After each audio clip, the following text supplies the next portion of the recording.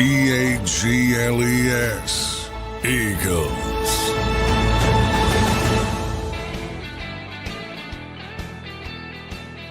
Welcome in, everybody, to a Wednesday edition of Birds 365 here in the bye-week edition of the week. Johnny Mac, how you doing on this Wednesday morning, brother, as we inch a little closer to the weekend, a bye week of football, and the Birds will return for a Monday night matchup the following week versus the Packers. How you doing this morning, John? Yeah, they get an extra day. Everybody else is prepping for this week. Couple bye teams, obviously, besides the Eagles, but Wednesday's the big day of the week for the games happening this weekend. Browns, Jets, Buccaneers, and Eagles. That's your bye week teams this week. So, they're already kind of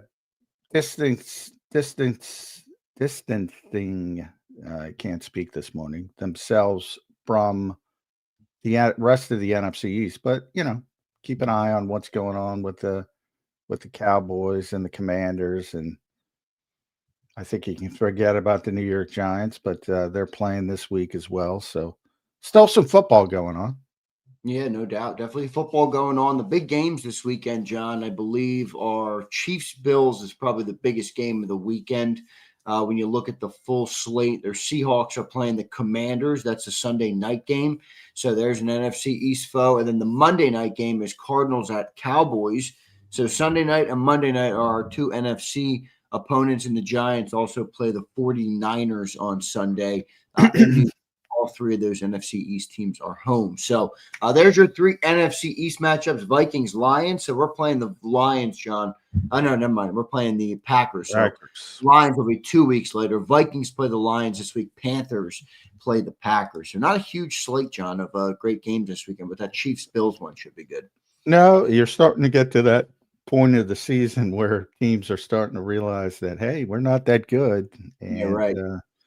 When things don't go well early in games, you tend to see the blowouts. So that happened. I think it started last weekend. I think it'll continue for the rest of the year.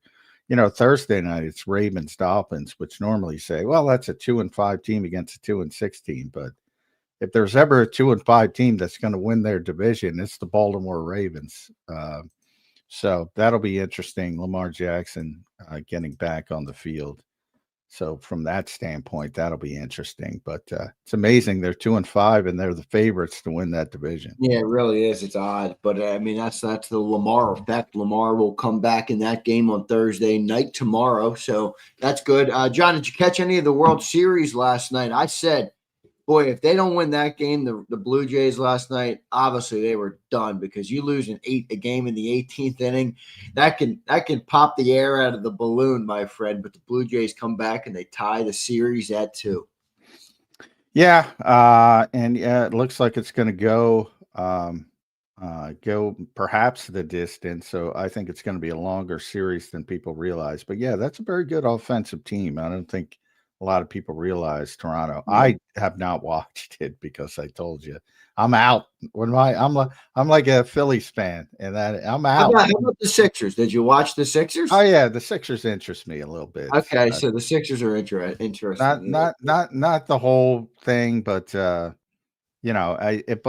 obviously a different team this year. I think they got down by 19 or something. Yeah, last year obviously they would have just given up, but. And they're better when the big guy's not on the court. I mean, it's pretty evident. That young center they got, a Dembona. He's. I think they need a more traditional center. John, answer me this, John, because you've enjoyed basketball for a long time, and you always talk about how you were a big Sixer fan growing up. Is it normal for offenses in basketball to put a 7-foot center at the top of the key or at the top of the 3-point line to manage the ball movement of the offense? Like, I don't get it. Go to the fucking block. You're 7 foot tall. I got 2 guards. Yeah, I mean, that's when we talk about how things were in the old days. And, I think you're seeing it now with the Eagles. We'll get back to the Eagles in the sense that, people are enamored by play action. That's how football used to be. But, the spread game came in and everybody again, we talk about high schools and colleges and traveling teams and 7-on-7 leagues, and they grow up in a gun and a pistol type thing, and the whole game has changed. Same thing in basketball with the 3-point shot. Yeah, back in the days of Wilt Chamberlain, Kareem Abdul, you put them on the block. Now you got these 7-foot guys who can shoot the basketball, who can, have more skills to pass the basketball, and you see more of it.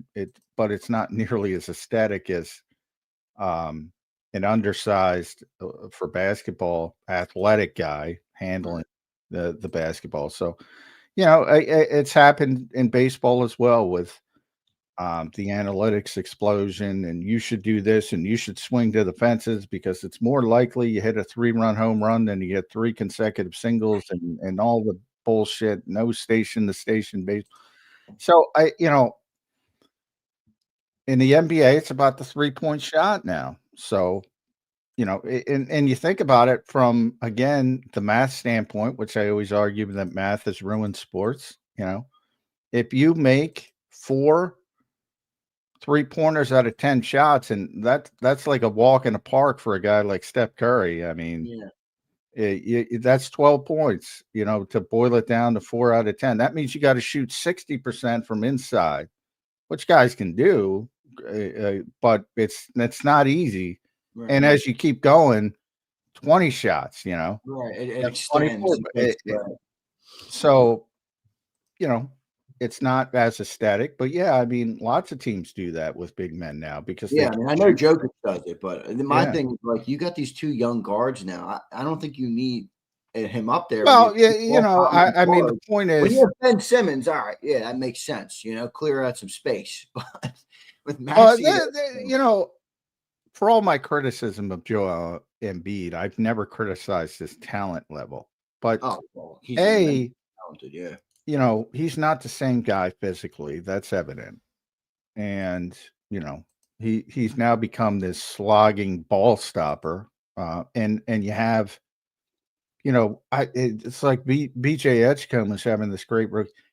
He didn't have a point for all. I don't know how deep he went into the game. He didn't take a shot. It's like when Embiid's not on the floor, when he's a bigger part of it. And they're better. And then you had Quentin Grimes off the bench. Yeah. They're not the best defensive team, so you have to back him. But he's not playing good defense either because he can't move. So, and Paul George is supposed to be good at defense, but he's like, I don't even know how old. Well, almost Paul, take all the time you need, man. Yeah, right. That's exactly what I'm thinking. All right, good stuff. We'll get into the football, everybody. John, yesterday, all right, turning the page now into the Philadelphia Eagles. They got the bye week, 6-2, everybody. A good start by all accounts. If I told you they would be 6-2 going into the bye, I think most would take that. So here they are. John, yesterday, you scolded Nick a little bit on the press. And by the way, I re-listened to that segment. I think you were spot on with a lot of the stuff you were saying. I know some fans are like, who cares what the media gets? But I understood what you were trying to explain. What you're getting as a fan. Yeah, exactly. 2 pressures yesterday, Patullo, 3, 2 Patullo and Fangio. What did you take of the 2 main ones? And then we'll talk a little bit about Clay if you heard anything from him. But what did you hear yesterday from the offensive and defensive coordinator that stood out to you? More than I heard from the head coach, as usual. So, I mean,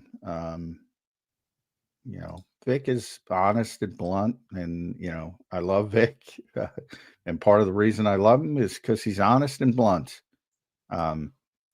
People won't. I've said this for a while. Like when people talk about the trade deadline, I love that back and forth with my buddy Tim McManus. People think that like Vic is steering the direction on defense when it comes to personnel. He's not. It's Howie Roseman. And he was asked with the trade deadline coming up, and he said, how much does that help to have the bye week? And he's like, nah, not at all. It basically, how involved are you? Minuscule. Not his. They're doing their self scout. They're trying to look at themselves, the coaches, and trying to scout, trying to see what they're doing well, what they're doing poorly, and shift and adjust from there. When it comes to Howie, He's got like the biggest staff in the NFL, or if not, one of the biggest staff. And all they do is, pay attention to other teams and personnel, not only draft, but pro personnel. That's all they do all year. The coaches don't have time for that. They're worried about beating last week the New York Giants. They're in regular season mode. Next week it'll be obviously the Green Bay Packers. They're not sitting around looking at evaluating other teams' players. That's what the pro personnel department does, and they got a big one, like I said. So where it's important, and we've seen it, derail a couple times, not often, but Bryce Huff being the most notable. You want to, as a personnel guy, you want to get players that fit what your coaches want to do. So it's important to have that relationship. It's important to understand for Howie what Vic wants. But at the end of the day, it's Howie making the personnel decisions. Yeah. I'm surprised it's still a question, to be honest. But I think there is like a level of, Howie's making the final decision, but does he talk to Vic about the players? It almost feels to me like he doesn't even talk to him about the players. No, well, that's not true. I mean, and he's learned that over the years. He's like, if you don't get the style of players, that doesn't mean you're going to be 100%. If you don't get those, if you do it consistently, if you do a bunch of Bryce Huffs, you're going to fail. So he's learned over the years that you have to get the style of players that the coaches want, the coaches need, the coaches do best with. Yeah, but that's different than consulting with them on a player. You might be able to look for a player that fits. Well, the point is you consult with them throughout the year. You build relationships, right. You understand, rather than, hey, can you approve this? No, that's not going to happen. And moment, it's a process. Yeah, right. Exactly. So, and we'll see how that shakes out, the trade deadline. But you saw a couple trades yesterday. Patriots moving some people that they didn't want. Yeah. And you look at that team and say, hey, they should be buyers, not sellers. But Mike Vrabel, they don't fit. There's an example of a new coach coming in. They don't fit. Yeah. So Keon White and Kyle Duggar, they sent away, right? Both of those guys. Yeah. So they don't fit what they're doing. You get some draft capital, and they're not playing anyway. They're not, big parts of what they were doing. So, are you buying New England right now? I got them 8th on my power rankings. Yeah, a little bit. Yeah, I think they're, I'm a big Drake May fan. Me too. As a young quarterback, I love the coach. I think he's a culture setter, much like they have here. And people dismiss that, but I think it's way more important than people think, than the X's and O's part of it. Get everybody moving in the same direction is not easy. So yeah, and I think, if anything, I think Buffalo's a little bit overrated. So yeah, I'm buying them, certainly as a playoff team, and I think they'll be in the AFC East race the entire way. Yeah, I mean, we talked about the AFC East early, where it might be an easy one for the Bills. Well, here come the Patriots. Interesting stuff there. John, Kevin Patullo also spoke yesterday. Anything you took away from him that's worth talking about here on Birds 365? Yeah, I mean, I think Kevin is very forthcoming compared to what we usually have. Not that he's going to give up the farm, but he tries at least a little bit to give you as much information as possible. So a lot of talk about, the running game under center, play action, Fred Johnson, why they didn't do it, why now, all that kind of stuff. And it's basically about getting the running game going and making it more difficult for people to understand. If you think about it, if you're in the gun, you're really signaling almost which way you're going to run the football by where you place the running back, and then it gives the opposite defensive end an opportunity to crash. You see it all over the league. It's not just the Eagles. That's one of the deficiencies of being in the gun versus under center in the running game. But with everything, there's good to it and there's bad to it. I kind of explained some of the bad of play action when it's 3rd and 15 and your quarterback is comfortable with play action mechanics and you're wasting time when you should be in the gun looking for receivers. So there's, I think everybody gets enamored. Well, this is working. They haven't done it. It's new here. What's old is new again. And you have to see how it develops now that it's on film, because I think these first 2 games, the Eagles have spent a lot of time talking about unscattered looks because they're the Super Bowl champions. They're the team that everybody's shooting for, and they generally prep for, a whole week, and they show up on Sunday or game day, whatever day it is, and they see something they haven't seen before because teams are trying to throw curveballs at them. Well, they threw a curveball at Minnesota and the Giants. Like they're looking at typical Eagles film and saying, all right, they're going to do this. And all of a sudden they do this. Same thing. And both of those teams struggled with it. So, but now that it's on film, we're going to see how Green Bay, Detroit, et cetera, Dallas handles it. And, it's always a chess game back and forth. Yep, no doubt. Good stuff there, Johnny Mac. I want to welcome and thank everybody for being here this morning. Don't forget to hit that like button. Don't forget to subscribe to the YouTube channel if you haven't already. All right, we are going to have a giveaway today after the show. So for those who are members, stick around for sure. We'll do a giveaway today. How about this, Johnny Mac? A big super chat from our boy Alexander Harris, $50. Thank you, brother. And he says this: good morning to the crew. Heard rumors that the Eagles are thinking about sending a 2nd-round pick to JAKIB Sports for Johnny Mac. Keep up. Well, you don't have to give a 2nd round. I'm too old. You don't have to give a 2nd round. You don't have to overpay. You don't have to overpay. Additional too. It could become a 1st. Yeah, that's an overpay. You're going to lose your GM job. Thank you, Alexander. We appreciate that, brother. Appreciate the super chat. One of our best listeners here, Alexander. I think, Alexander, I'm connected with you on Twitter as well, Leg Bone Jones. So appreciate you, brother. Thank you for the support of the channel. We appreciate that. Let's go to our main man, Mike Gill, set to join us here on Birds 365. You can follow him on X and all over social media at Mike Gill Show, and listen to him at 97.3 ESPN down the shore, 97.5 The Fanatic on the weekends. Mike, how you doing, brother? I am worth a 1st-round pick. There we go. Mike Gill, stepping up with the Eagles. So you're like the A.J. Brown of the show right now. You have tremendous confidence in your worth. Yeah. Correct.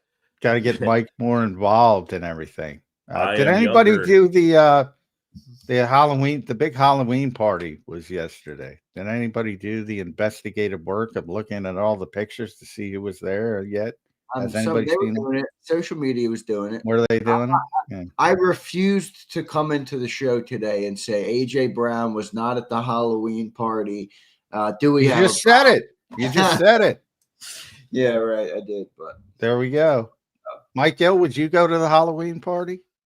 I'm not a big Halloweener. This weekend, I thought it was weird. I hate when the holiday falls on a weekend and yet places do holiday parties the weekend before. Like Halloween is Friday night. You could have your Halloween party on Friday the day of Halloween. Yeah. Why not? Instead, a lot of places were having them last weekend. So we walk into a couple of places not in costume, and everyone's wearing costumes around us. It felt like a bunch of idiots.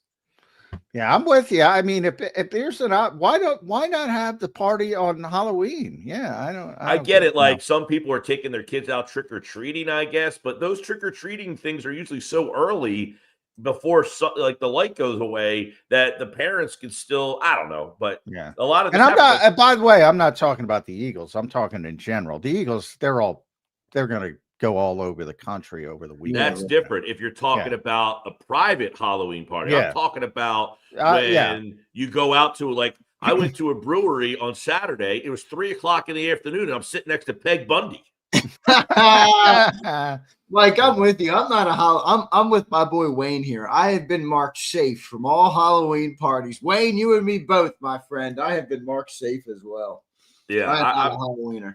I've done some Halloweeners. If I'm in like, if I know and it's like something like we do together with my girlfriend, we've done some things, but like just showing up at a bar at 3:00 in the afternoon on a Saturday, the week before Halloween, no, that's not happening. Yeah. I could see you being a Halloween guy, Mike. I could see that. It varies. I'm not like anti, I'm not also like excited about it. Like, put it this way. If I'm doing a Halloween costume, I'm not painting my face. I'm not doing something where it takes me hours. I'm just getting some outfit that you can still see that I'm the person. I'm just wearing something that I normally wouldn't wear, like something to that effect. Yeah, that makes sense. What's your policy on Halloween costumes when it comes to scary versus, that would go down the road of the peg bunnies of the world.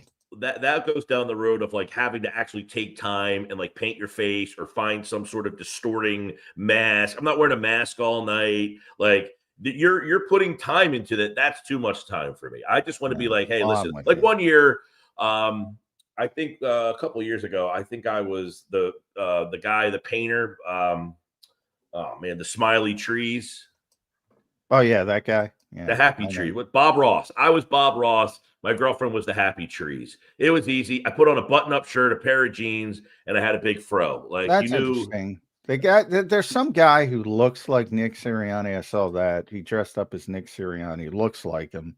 And his wife was the Super Bowl trophy. Was the Super Bowl trophy. Yeah, I saw Jalen Hurts dressed up. I did see Jalen Hurts. I don't know who he was with, but I didn't know what the heck. I didn't know they had this party last night. This is all news to me.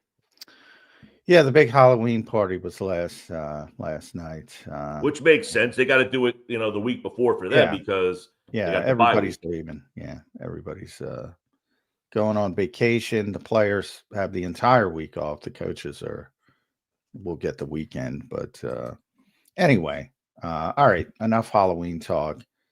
You buying into your Sixers before I get into the Eagles?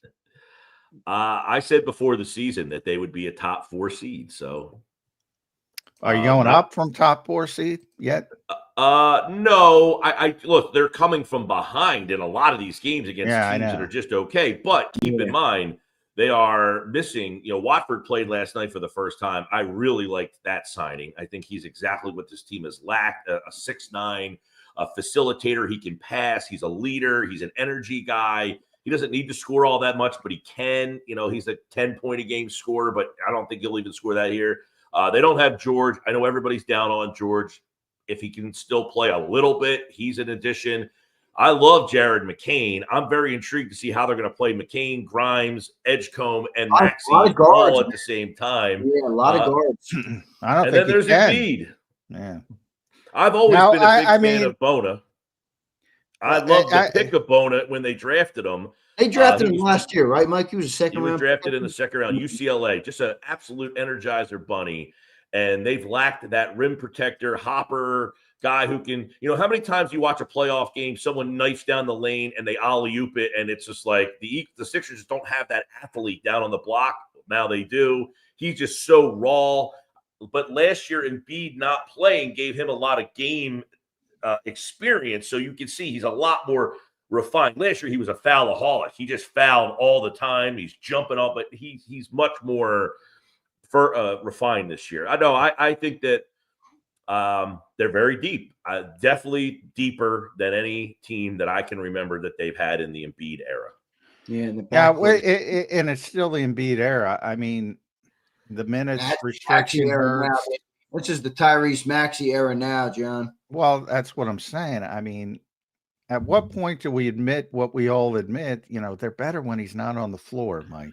How do you I do think, he scored 25 points last night. It's unbelievable. I mean, he like gets up out of bed and scores 25. Defensively is where he is really not the same player at this point. And you wonder he's in this minute restriction. Is he just trying to get his cardio together, get confidence in where he is in that knee? He doesn't seem to have a lot of ups right now. Is that not coming back? Is this who he is? And if that's the case, offensively, he's still a monster. I mean, he scores 25. if you double Maxey and he bounce passes it back to Embiid in that foul line area, he's going to hit that shot wide open all the time.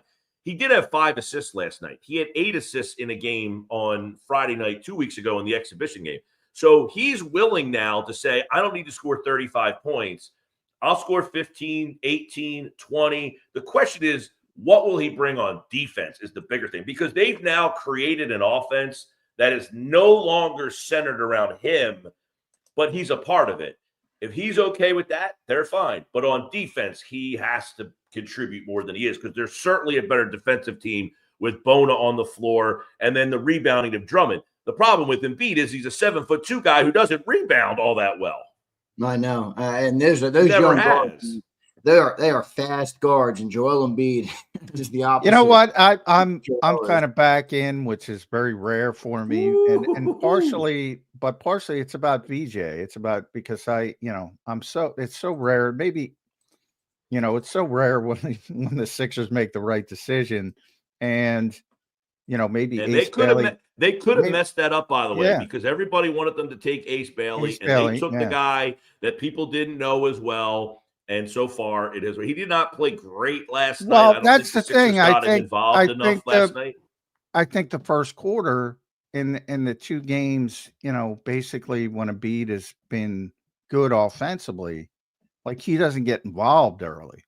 Like that bothers me because that's the guy I'm excited about. Yeah, last night it was the first time that he was kind of like a backseat driver. However, I would say you're not going to ask him to be the guy every night. You've got but I want to see that development. I want to see him because he's got a chance to be. He had back-to-back. He had back-to-back 4 He's playing like 40 minutes. I think he was tired last night. No doubt about it. By the way, what are you guys hiring for Sixers 365? I'm ready to go. We were just talking about that actually. Sixers 365. For a little breaking news here. CJ Gardner-Johnson just signed with the Bears. All right. Active roster too. Which means he'll be here on Black Friday. Maybe. Yeah, yes, how about that? If he lasts that long. Yeah, if he lasts that long is right. The GJ 2025 World Tour continues. Yeah. Chicago. Somebody must be a total Malkin. You would know better, John. For him not to be on any roster, you're telling me in the state of the NFL today that guy can't get on the field on some of these teams? That is mind-blowing. I mean, you look at the safeties the Giants threw out there the other day. You're telling me, like, those 2 guys they are content with over bringing in a player of that magnitude who's won a Super Bowl, been to a Super Bowl, led the league in interceptions. He's not like, oh, why are you not, like Simmons is still in his 30s and no one signed him yet. Okay, I understand. This guy's not in his early 30s. He led the league in interceptions. He's been in the Super Bowl and won one. How does he not have a job?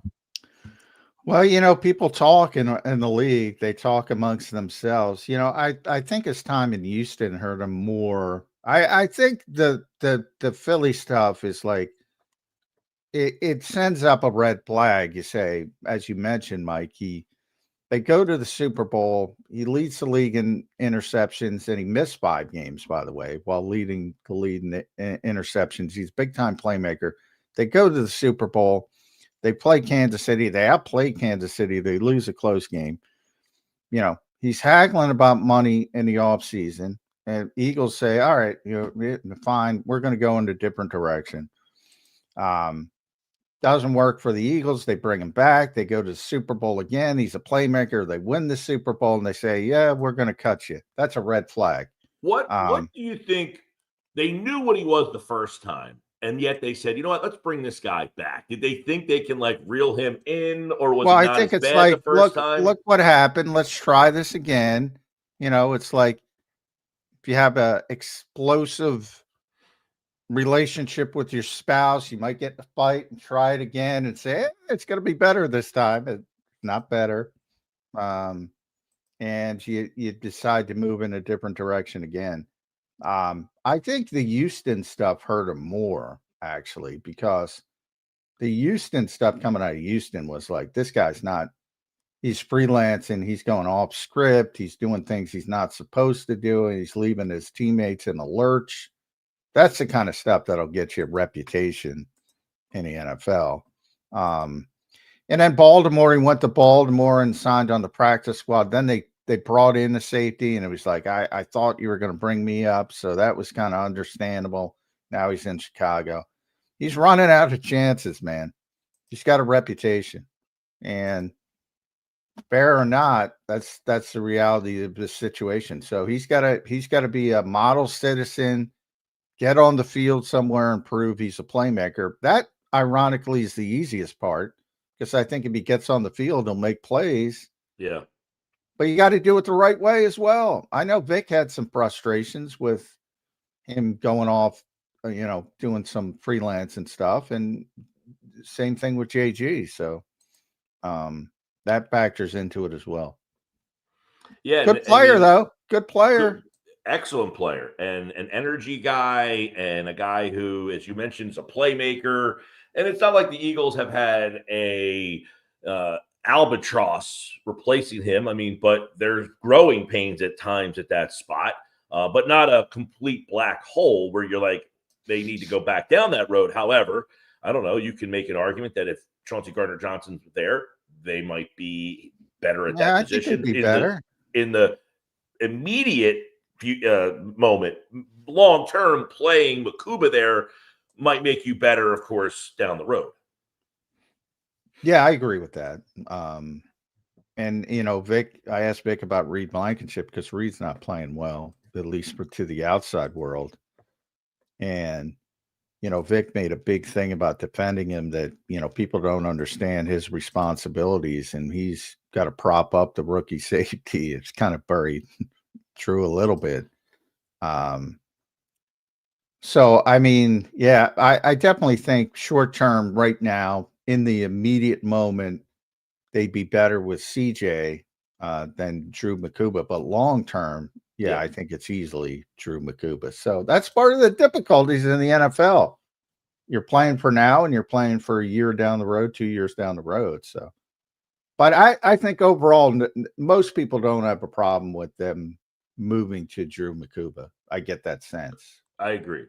I have not seen this. I don't think anybody's complained about it. It's generally the conversation on at least my show has been the second corner now, and you and I talked about this on Monday, which is the looming decision of how are they going to play Campbell and Dean, and then factor, how they, and he kind of talked about that yesterday. I don't know that he really cleared up anything or answered anything, but that decision there, do they have enough pass rush? Nolan Smith should be back, and then Jalix Hunt played his best game. Is he starting to get into form?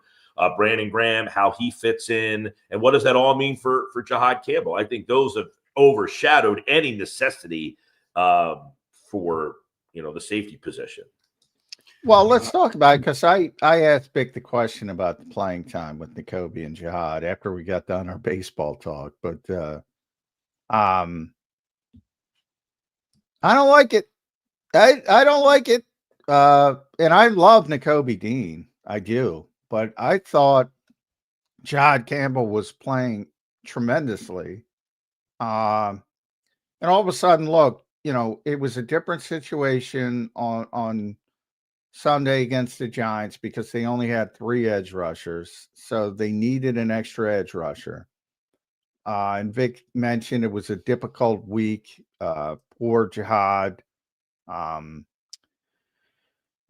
What did he call it? He said it was choppy from a mental standpoint and learning a new position, learning new assignments that he hadn't been exposed to because of the lack of guys at that position. He's talking about nickel edge rusher. That played a part in him not playing as much. But overall, it's a good problem talking about having Nakobe and Jahad. Now, we always say that, right? It's always a good problem to have too many good players, except for when you can't figure out how to use all the good players. Now, moving forward, you're going to have Brandon Graham. Nolan Smith may be back, may not, but he should be back shortly after the bye. Azeez Ojulari should be back.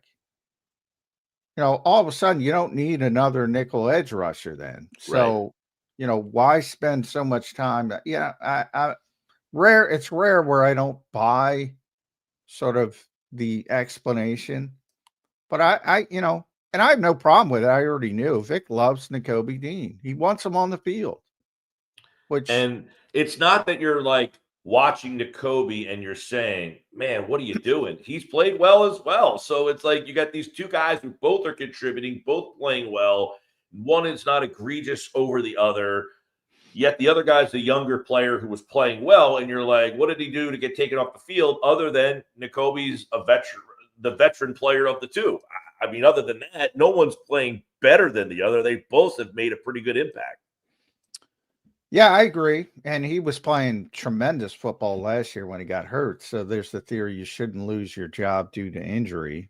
Unless the other guy was playing so well, that's like the he point. was making a Wally Michael Parsons rookie year impact where he's all over the place. And I think people kind of kept comparing him like, oh, he can play linebacker, he can play edge, he can run. That's where the comparisons derail because he can't play edge. Not so far, no.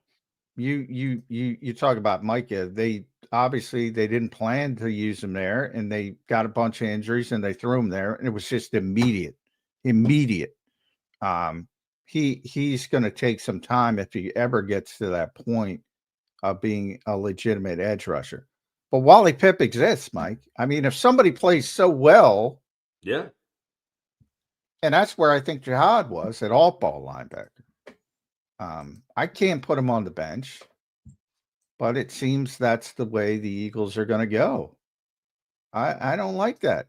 And I said coming out of this bye week, that's probably the number one when usually when you go into a bye, you're going to self-scout and evaluate any lineup decisions. I mean, there's really no lineup decisions to make anywhere. Like maybe the second corner spot, I don't think that's been firmly established yet. I think he did mention Jacorian Bennett yesterday, wanting to see a little bit more of him.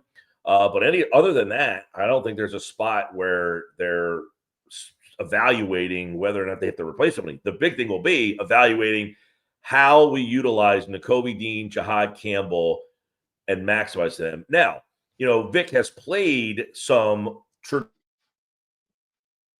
old school 3-4 in his past, and he can play two overhangs and a nose, and maybe Campbell gets involved in some capacity there. I don't know, but I just see it's going to be hard to get him. Well, and here's the problem.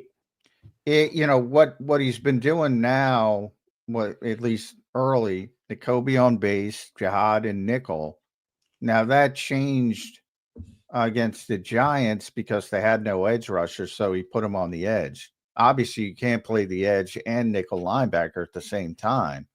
So, but now you have all the edges coming back. So in theory, he's not going to play edge, so he can go back to nickel linebacker. That's where he got 20 snaps last week. Where were most of those snaps coming from? It was about half and half. So you take half of them out because Nolan's back. Brandon needs snaps. I don't know if Aziz, he was inactive for 4 or 5 games, but he's played okay since he's out, came back, and then he got hurt.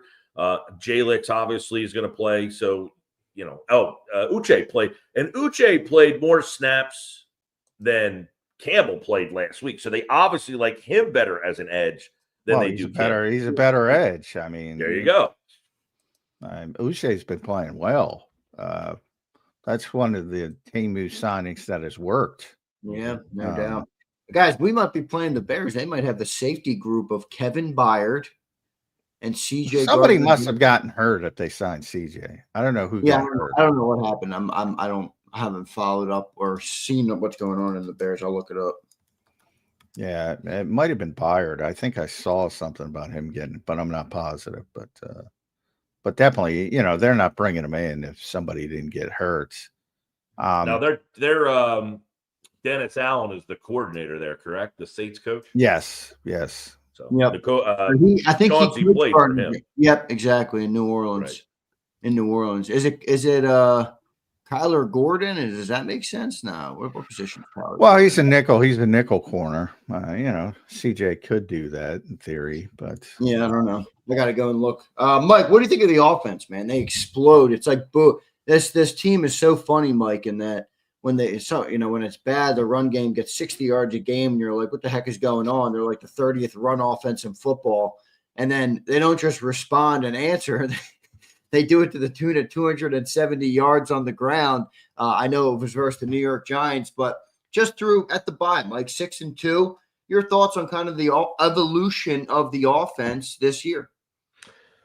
Well, it's no coincidence that the offensive line played their best game, and I have been on this program for the last couple of years saying that the star of this team is the offensive line. And so far this year, it has not been the star of this team until last week. They were the star of the team last week, and therefore you saw the running game have not one, but two 100-yard rushers. And the pass game had a much more fluid look to it because the threat of the run was actually there. So you had good crossers, guys catching balls in space, having room to run.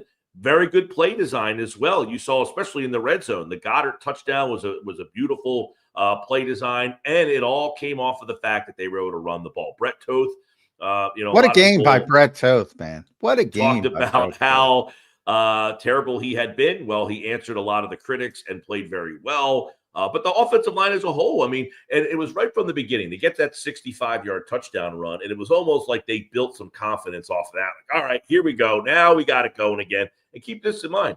We haven't seen a lot of this. All five guys played the whole game together, and they've also added Fred Johnson in there to give them a sixth offensive lineman, and they are utilizing him in both the run and the pass game. So it is certainly the offensive line playing their best game, coinciding with the offense's best game. Coincidence? I think not. Well, it's not a big deal, but I think they ran it 12 times against the Giants, 12 or 13. That big package, that big heavy package with Brett Johnson. But I mean, they'd like to play a lot of 12 and 13. And early in the season, they're asking Grant Calcaterra and Kylan Granson to block in those heavy tight end packages. And now you replace Kylan Granson basically with Fred Johnson. That's a big difference, man. And I think it was 12. Yeah, the number was 12 for 129 when Fred was on the field. 12 rushes for 129 yards. That has been a nice adjustment. People talk about coaching and this and that. Coaching's about adjustments, not halftime adjustments. From play one to play, 60, making those adjustments from play to play.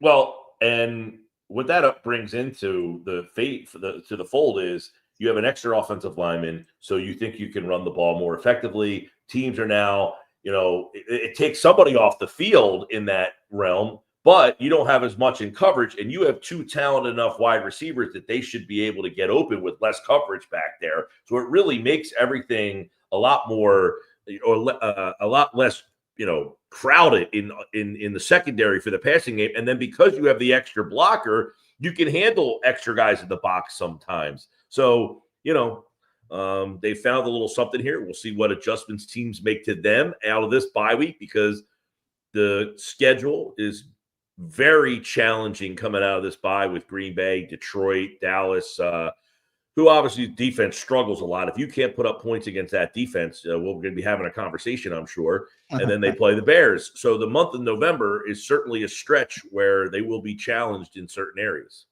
Mike, Jalen Hurts loves to respond in big ways, man, when the talk gets loud. He had 2 big weeks, obviously, in a row, and potentially has buried the narrative that he can or cannot or will not or does not like to go under center. Mike, how do you view it? Well, it's funny because growing up, we only saw people under center. I would love to go to see the video of the first time that somebody was in shotgun and hear what the guy, look at this guy, the quarterback is not under so to see a quarterback not. Oh yeah, it was crazy. It was Staubach with the Cowboys. Yeah, they were the only ones who did it for years. And so as a kid, you'd walk around your house and almost go up to every chair in your house and act like you were under center, taking snaps. And it's weird to think these quarterbacks now, like none of them go under center. So I guess it takes a little getting used to if you are not very used to it. But what it kind of has done for him is opened up a whole nother layer of this offense, which you can now use play action. Running play action out of the shotgun, especially where he is not a part of the run game as much anymore. It used to be deadly in 2022 because you had to account for the running back and him. Teams are no longer accounting for him in the run game, really. So they can kind of sell out one guy at least there. But now if you're under center, the run game holding, it used to be you went under center, you play action, and that held everybody for that split second. Not just one guy, everybody had a hold. So I think he's kind of getting used to the fact that, hey, there is some more openings in the pass game now because that split extra second. And in the NFL, that split second is an eternity to hold a defensive player. And it's all sometimes it takes to open up this much, a sliver of a window and then like an actual door-sized window to throw a pass into. Yeah, I mean, it's funny because you bring up the evolution of the game and, Jerry Glanville was the, king of the run and shoot with Warren Moon, and they thought he was insane, leaving tickets for Elvis every game. And all they do is put out 4 and 5 wide receivers, and they were the only team to do that. And people kind of chuckled at them, and the entire game has gone that way over the ensuing years. Chip Kelly, think about when Chip got here, man. Now everybody does. If Chip was a lunatic, now everybody does what he did. Well, I think, the league so quickly tried to adapt to these college offenses. You used to hear, Saturdays are now infiltrating into Sundays in the offense. Well, they are. Right. And so many teams went in that direction.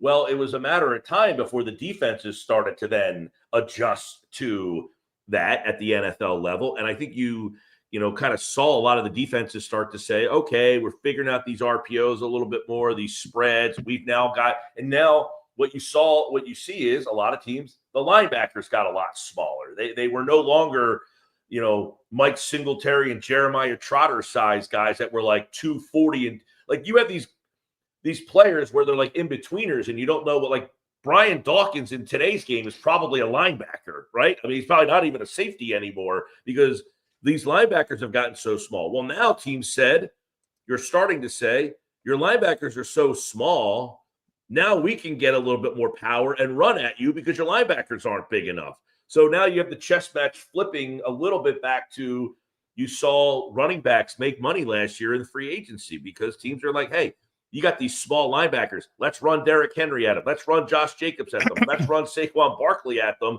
because they're going to have trouble trying to get off blockers. So, the evolution keeps kind of swinging around every so often. Yeah, I love it from a defensive perspective. I love defense. I like defensive coaches more than I like offensive coaches, full disclosure, because I think they're hamstrung by every rule change, by everything. This league wants offense. They really, really hamstring the defense. And sure enough, these guys figure something out and they end up being better at the end of the day. And it's the offense that has to shift back to doing something else. Now, maybe it's just the nature of, as I said, human chess, but I'm amazed that these guys come up with ways. Mike, you remember the Wildcat. Remember, nobody could handle the Wildcat. Nobody could handle the Wildcat. Yeah, that was the Dolphins with Ronnie Brown that were doing that, and that didn't last long though. That one didn't last long. Then I still remember the playoff game. I still remember vividly Colin Kaepernick going berserk, and Clay Matthews, his head was like a top. He didn't know what to do. Was he keeping it? And it's like, oh my God, are they ever going to stop? That was Jalen 2022, man. I used to talk about all the time. If he had, 2,000 decisions to make that year, he made the right choice on 1,990 of them. Like he was just flawless on when to give the ball to Miles Sanders, when to keep it himself. Like it was unbelievable how good he was. And that has never really returned to the offense. Like you've never seen him execute at that level of the RPO part of the run game. Well, they've gotten better at it. And most of it is to be Not blunt. that good. Not the year 2022 good. No, I mean, now they've gotten better. Well, also because I've had this discussion with a lot of Eagles coaches, the league, like if you watch a college game, if you're a big college football fan, they're very liberal with offensive linemen downfield. You know, they just leak out 2-3 yards and you get these big running plays and they don't care. Nobody cares. In the NFL, when the RPO started to take off, you know, the coaches would point out, rightfully so, hey, so-and-so's downfield 2 yards. And all of a sudden they're calling it like they're supposed to be calling it. You're only allowed to go 1 yard down the field. And all of a sudden you're getting all these flags for a legal man downfield. You remember that spike. And at some point you say to yourself, well, this is becoming, an issue, and they toned it back a little bit. So that's a big part of it as well. They just officiate it much more stringently. Yeah. And if you run a lot of RPOs, it's baked in. You're going to get a lot of legal man downfield penalties because it's a timing play. And if anything's off timing, and our offensive lineman has no idea, right? The quarterback is still holding the football, and they're downfield. It's a penalty, and it's setting you back behind the stick. So that's a big reason they've scaled back on it. They still use it, but and for the Eagles also, it's not RPO, it's RPR. It's run pass run because of Jalen's ability. So sometimes he holds it again, and that's where you get into trouble. The timing's off, and all of a sudden you got a penalty. Yeah. So that's one thing I'm interested in moving forward here. You actually saw a little taste of a screen game in the game the other day. Saquon slipping out, catching a touchdown pass, but he's not the best receiver. Bigsby's not a great receiver either. But do they add the layer to the passing game and see a little bit more of, hey, you know what? Let's slip these guys out. Will Shipley is a guy who can really make some damage in that role. That was something that was a pleasant surprise to see. They used to be the king of the during the Andy era. I would love to see Will Shipley in an Andy Reid offense. I think he could catch 60 balls and screen people all day. But that would have to be a different style offense. And they seem to, I think Tank is getting that job moving forward. And as you mentioned, those guys are not receiving backs to that level. So that's part of it. I could see the tight end screen being a bigger part of what the Eagles do. And you have A.J. Dillon, who I would imagine is kind of the odd man out in this situation. Yeah, I mean, they got 3 guys coming back soon: Jacorian Bennett, Brandon Graham, Nolan Smith, and they need 3 roster spots. Now they created one. They moved Perry Nickerson back to the practice squad, so they have 1, but they need 2 more. And it's got to be A.J. Dillon. It's got to be one. I would think. But he's a guy, my point with him is he's a guy who can catch the ball. He's a good receiver out of the backfield and a bigger guy who can, run, is a physical runner as well. But they just have it's a shame because he probably would be an asset, but they just have no room for him to use. But I think he could catch the ball out of the backfield. I really like the way they slip Barkley out there because you just don't account for him because they never throw him the ball. If that's something that you do 1 or 2 times a game, you can use him as a little bit of hey, I'm sliding and slipping out. That brings a linebacker a little bit that way. It opens up some Goddard over the middle, possibly some more Dotson over the middle. If you just use him as a little sneaky clear out back there, it would open up the middle of that field a little bit more. And if you're doing it under center, even more. How about that? Yeah. Mike, all right, I'm going to ask you to go off the top of your head here. Use that big Mike Gill brain. All right. First round pick brain. Yeah. I want you to rank these 5 teams in the NFC right now through 8 weeks. Philadelphia Eagles, Detroit Lions, Green Bay Packers, LA Rams, Tampa Bay Bucks. All right. I got I think I'm going Philadelphia, Detroit, Green Bay, Rams, Buccaneers. I've been Lions over Bucks. I'm definitely going Buccaneers 5th in that scenario. Definitely. I like the Bucks, but I do think the Rams have. That's I think playing so good right now. Well, the Rams, and listen, the Bucks also have, if they're healthy, they have 3 very good receivers, but you don't know what's going to go with Evans. Godwin hasn't been healthy for a while. So you've got to like the receiving core with the Rams a little bit better. They both have pretty solid running games. I think the Rams defense is probably a little bit better, although it's a good matchup for Philly against the Rams defense. They're a smaller defense. With Vita Vea in Tampa, he's a little bit bigger to kind of blow up the run game there. I've liked Detroit better than the Packers. I think the Packers offense is a step below. The Parsons trade has everybody drooling over them, but their offense is still – Love is very inconsistent at times. They don't have that receiver that really scares you. They do have a pretty good run game, but I like Detroit's offensive weaponry. They've been together, that group with Gibbs and Montgomery, the backfield, and then obviously Amon-Ra and Jameson is a game breaker. They got a good tight end there, so I think they're and their offensive line is, when they lost the center Ragnow, many people thought their offensive line would become a problem. Their offense had 1 week, and we're like, oh, see, they lost their coordinator. They have rebounded from that situation. Fine. So I like Detroit. If they can stay healthy, their problem last year was the injuries. It crippled that team. So I like them a little bit better than I like Green Bay. And are the Eagles number one because of you're using, the built-up pedigree that they have from last year, or you think they're the best team so far in the NFC through 8 weeks?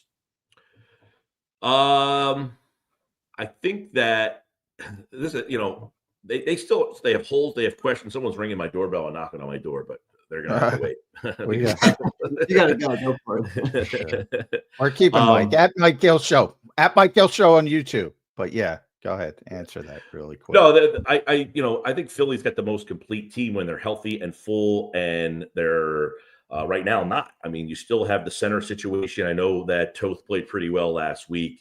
So that showed you what a healthy offensive line will do for them. Defensively, this Dean Campbell thing, it's not a decision that will cripple the team, but they certainly have that one thing kind of going there. Whoa, what are you doing? Somebody's coming. Somebody's coming to get you. Right, exactly. Mike, go handle that. So they're and obviously this is a team that is deep. They've got a lot of talent all over the place. I don't think we've seen them play their best games. Not that anybody really has, but they haven't played their best through 8 games. I think their best is still to come after the bye. Some of these teams have played really well and impressive. There's not a game where you look at Philadelphia outside of the Giant game last week, and the Giants stink, where you're like, see, that's the team that I thought. We thought the same thing last year. They hit their stride later on in the year. Yeah. By the way, I think you should add Seattle to that list. Make it 6. All right, I can do that. Maybe 6 for me, but all right, good stuff. Mike, go handle whoever's beating on your door. Tell them to take a deep breath out there. That was a hard knock. Yeah, that was aggressive, man. I don't know what was. That was aggressive. I was watching the Philly Mob show on Netflix. I hope that's not the feds coming to. Yeah, right. No doubt. All right, Mike. Thank you, brother. We appreciate you for doing it today. Thanks, make sure bud. you guys follow that. Mike see you. See you, man. There's Mike Gill joining us here on Birds. That was an aggressive knock, man. That was a real aggressive, so much so that I'm like, all right, Mike, you got to get off the show. I think something's going on at your front door there. So good stuff. Yeah, Mike. I'm concerned. I got to tell. Yeah, I want you to rank those 5 teams I gave, and you can add in Seattle. I'm going to add Seattle because I think they're a good team. You're going to have them above Tampa, I can tell. I think Detroit's the best team. Yeah, I'm not a big Tampa guy. Detroit 1, Eagles 2, Packers 3. Rams 4, Seahawks 5 for me. And part of that, to be honest, is I'm going on Eagles' reputation. Yeah, that's kind of what I asked. I think reputational for the Eagles to be up top. I think if you're going who's played the best, I think the Rams are higher. I think the Packers are higher. Not the Rams. I'm not talking about the Eagles on my list to hire. probably than, but the Eagles' reputation and their history, they deserve it. I mean, they're the reigning Super Bowl champions. I think you have to take that into the equation. It's interesting you bring that up. I want to see what PFF grades them. Well, PFF has the Rams as the best team in football so far. They're playing good right now, dude. And Stafford is on. Now, Stafford, and people will say, well, the Eagles beat the Rams. They did, but the Rams outplayed the Eagles.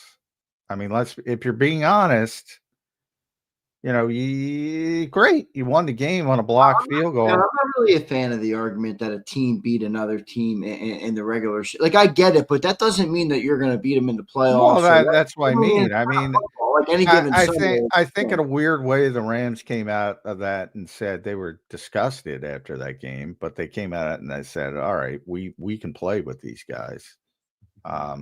Is I think how they came out of it. But they have them 1. They have Seattle 2. I think Seattle's disrespected. They are a good football team. They have Detroit 3. They have Green Bay 4. Indianapolis 5. So you don't get an AFC until 5, an AFC team until 5. And the Eagles are 6. That's how they grade. If you want to go top 10, the Chiefs are 7. The Bills are 8. The Patriots are 9. And the Houston Texans are 10, believe it or not. Yeah, so you get it, bottom half of the top 10 are all AFC teams. Top half are all NFC teams, which I think is right. The NFC is better than the AFC. But so they have it Rams, Seahawks, Lions, Packers, Colts, Eagles. But to my top 5 in the NFC, I go Lions 1, Eagles 2, Packers 3, Rams 4, Seahawks 5. All right, I'm going to go Eagles 1. And a lot of that is, I will admit, is the pedigree and some of that stuff, the reputation. I'm going Lions 2. I think the Lions are a beast team. By the way, how good have they been even post Ben Johnson? I mean, I thought there was going to be some change. Yeah, I thought there was going to be more issues. Yeah, that offense still looks really good. So well done by that new offensive coordinator. I'm going to go Rams 3 and Packers 4 for me, and then I'll go Bucks 5, Seattle 6. I think the Rams are just playing really good right now. I really do. Yeah, they're a good team. They're a good team. No I'm doubt struggling about to buy into the Packers. I don't know what it is. I don't know if it's Jordan Love. I don't know if it's Eagle. Yeah, I'm not a big Matt LaFleur fan, but I mean they're good, and part of it is that's it, man. Look, that is going to be their. It pisses me off. It's to a certain degree. Same thing when the Eagles handed the Packers Reggie White back in the day, and a lot of now I talk about with the Eagles. Good. It seems like dumb teams hand good teams good players. Dumb teams handle good organizations good players, and that's what happened with Micah Parsons. It's like, are you freaking kidding me? Giving him that? I said it the day it happened with you. I'm like, are you kidding me? You're handing Micah Parsons to the Green Bay Packers, and it is unfolding that way. I don't know why they did that, but I don't know. I think it's Jordan Love for me on them. I think he's a really good player, but he doesn't seem to be as consistent as you would like him to be. But I guess that's kind of true for most quarterbacks. Yeah, that's. I mean, he was really good late. Grade on the Eagles through the first 8 weeks. I give him a B. B? Yeah, B. I went B- yesterday. I think if you look at the individual games, a lot of them were not good. But I mentioned that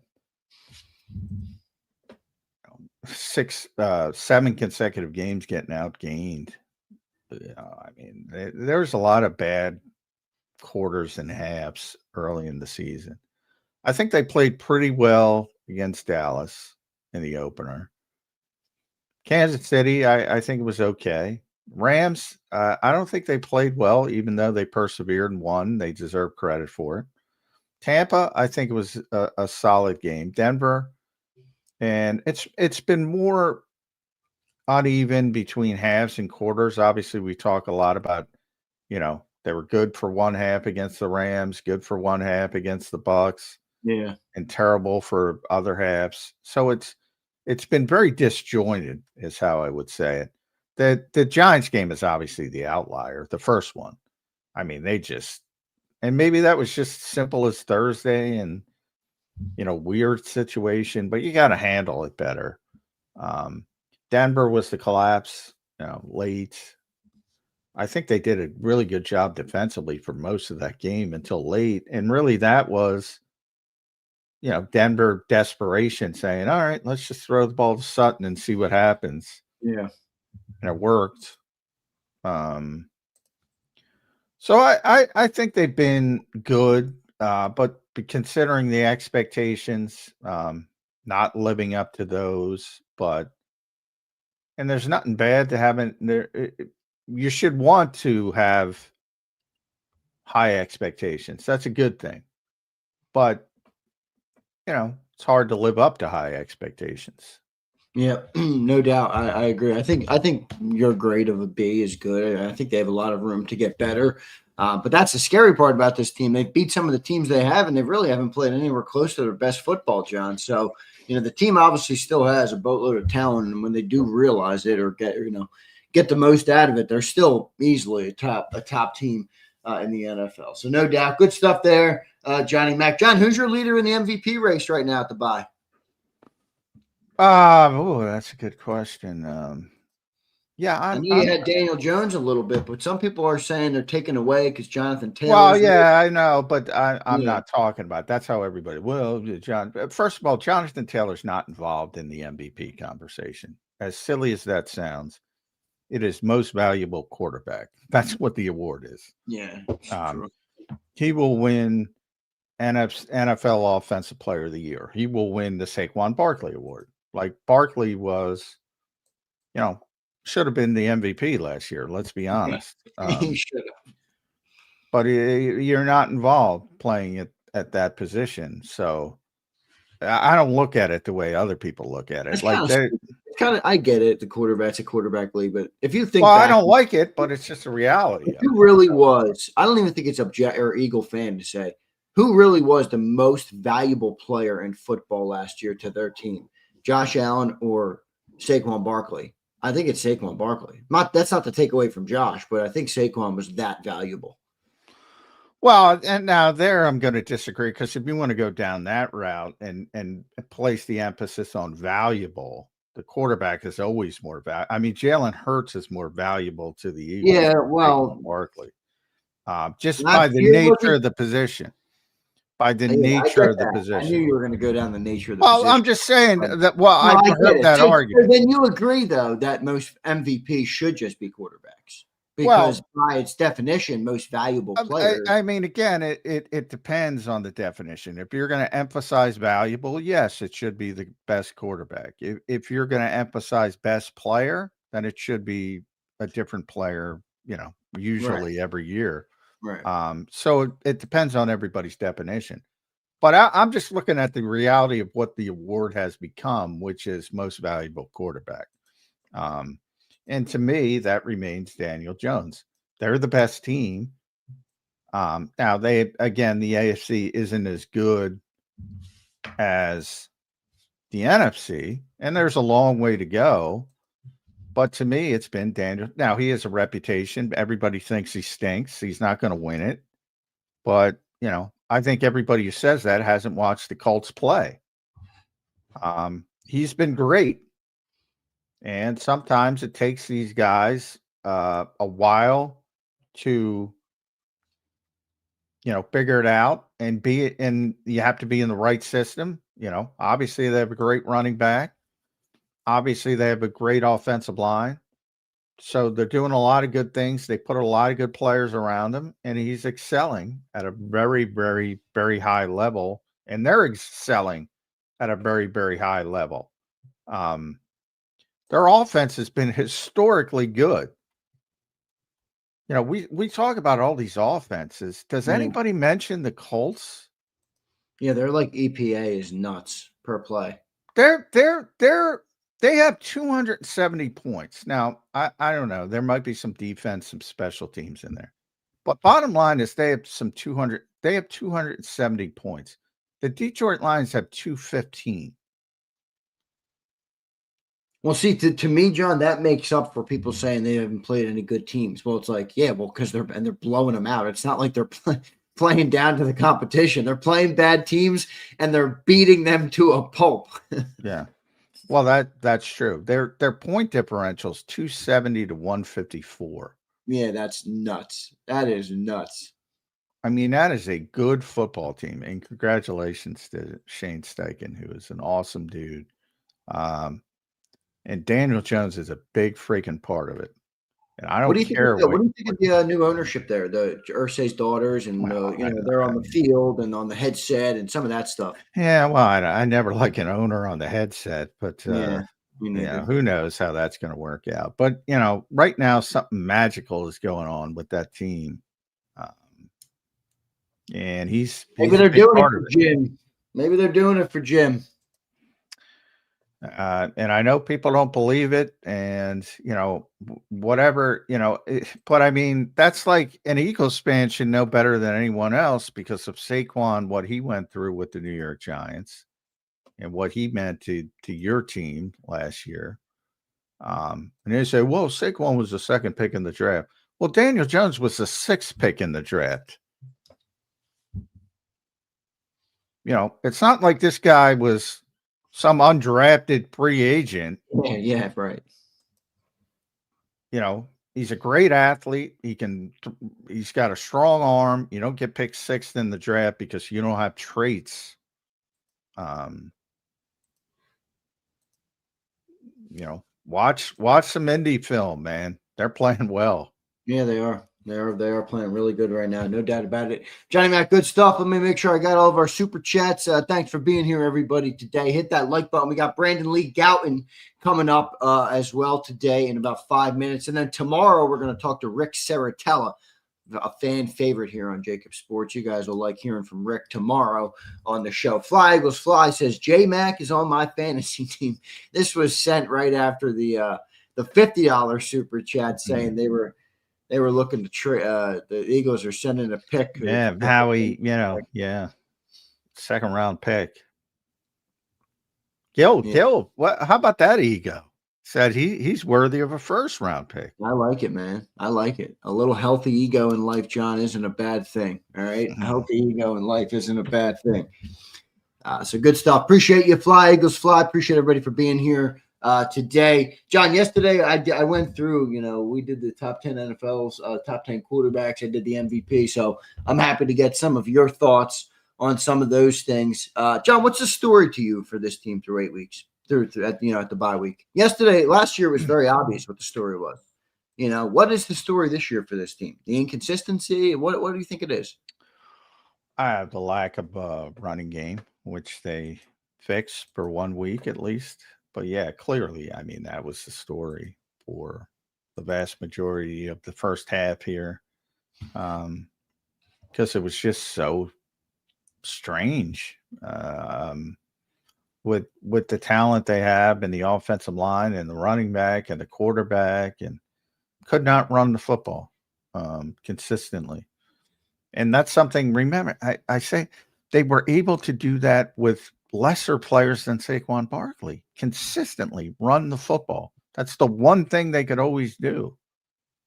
And they weren't able to do it. And to the point they shifted similar to what they did last year. But the shift was, we're going to lean on the running game last year. This year, the shift was, we're going to change the running game. Because evidently they felt it was too easy from the gun to predict what was going to happen in the running game. And I'm not talking about run versus pass, predict. As I said, you're offset. If you're in the gun, you're offset as a running back, either left or right. Right. And that's allows the opposite defensive end to crash. That's one of all schemes have positives, all schemes have negatives. That's one of the negatives of being in the gun. And you talk to every corner running back since the history of time. They'd rather be in traditional, with quarterback under center because it gives you more options as a running back. They don't know if you're going left or right. Never mind inside, outside. So it gives you that extra tick. Plus, you can get downhill quicker. So every running back likes it more, and it just makes it easier for them. So, but again, you'll have adjustments, and there's difficulties in traditional, we'll call it that, quarterback play as well. You're going to have to turn your back to the defense more. You're more like probably the success story of the first half was probably the Eagles against the blitz. Well, it's a little bit different under center. Then it becomes more of a footwork, 3-step ball out game than it is from the gun. So there's all these all of it. You do something, somebody does something else, and you got to adjust. It's a game of chess, and the intricacies. That's actually a good point, though. Jalen just really is mastered now the blitz from the shotgun. How much does that change now being under center? Interesting point there, John. I think that's definitely something worth watching. No doubt about it. So good conversation there. Do you feel like the running game will sustain now from here, or is that still a one-off to you, and you're going to need to see a little bit more? Well, I think they're gonna. They're too gifted not to run the football. I don't expect them to go for 276 every week, but I think they're going to be effective moving forward. And that's all you're looking for. But I do think they found, and some of it is like, I think you're going to see more of those big Fred packages. I'm going to start to call them, because look, if you want to use 13 personnel, you got to go get a tight end who can block besides Dallas Goedert. And they don't have a tight end who can block, but Fred can block. Fred can really block. What I mean, the honorary tight end on tight ends day? Yeah. So, I mean, obviously he's not going to be in the passing game. I know everybody envisions that, but, and maybe you surprise somebody one day at the goal line, but obviously he's not going to be a consistent part. He's not moving to tight end is what I'm trying to say. But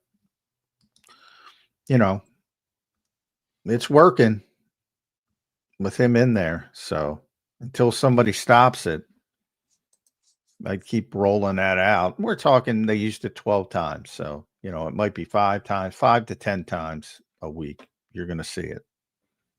Yeah.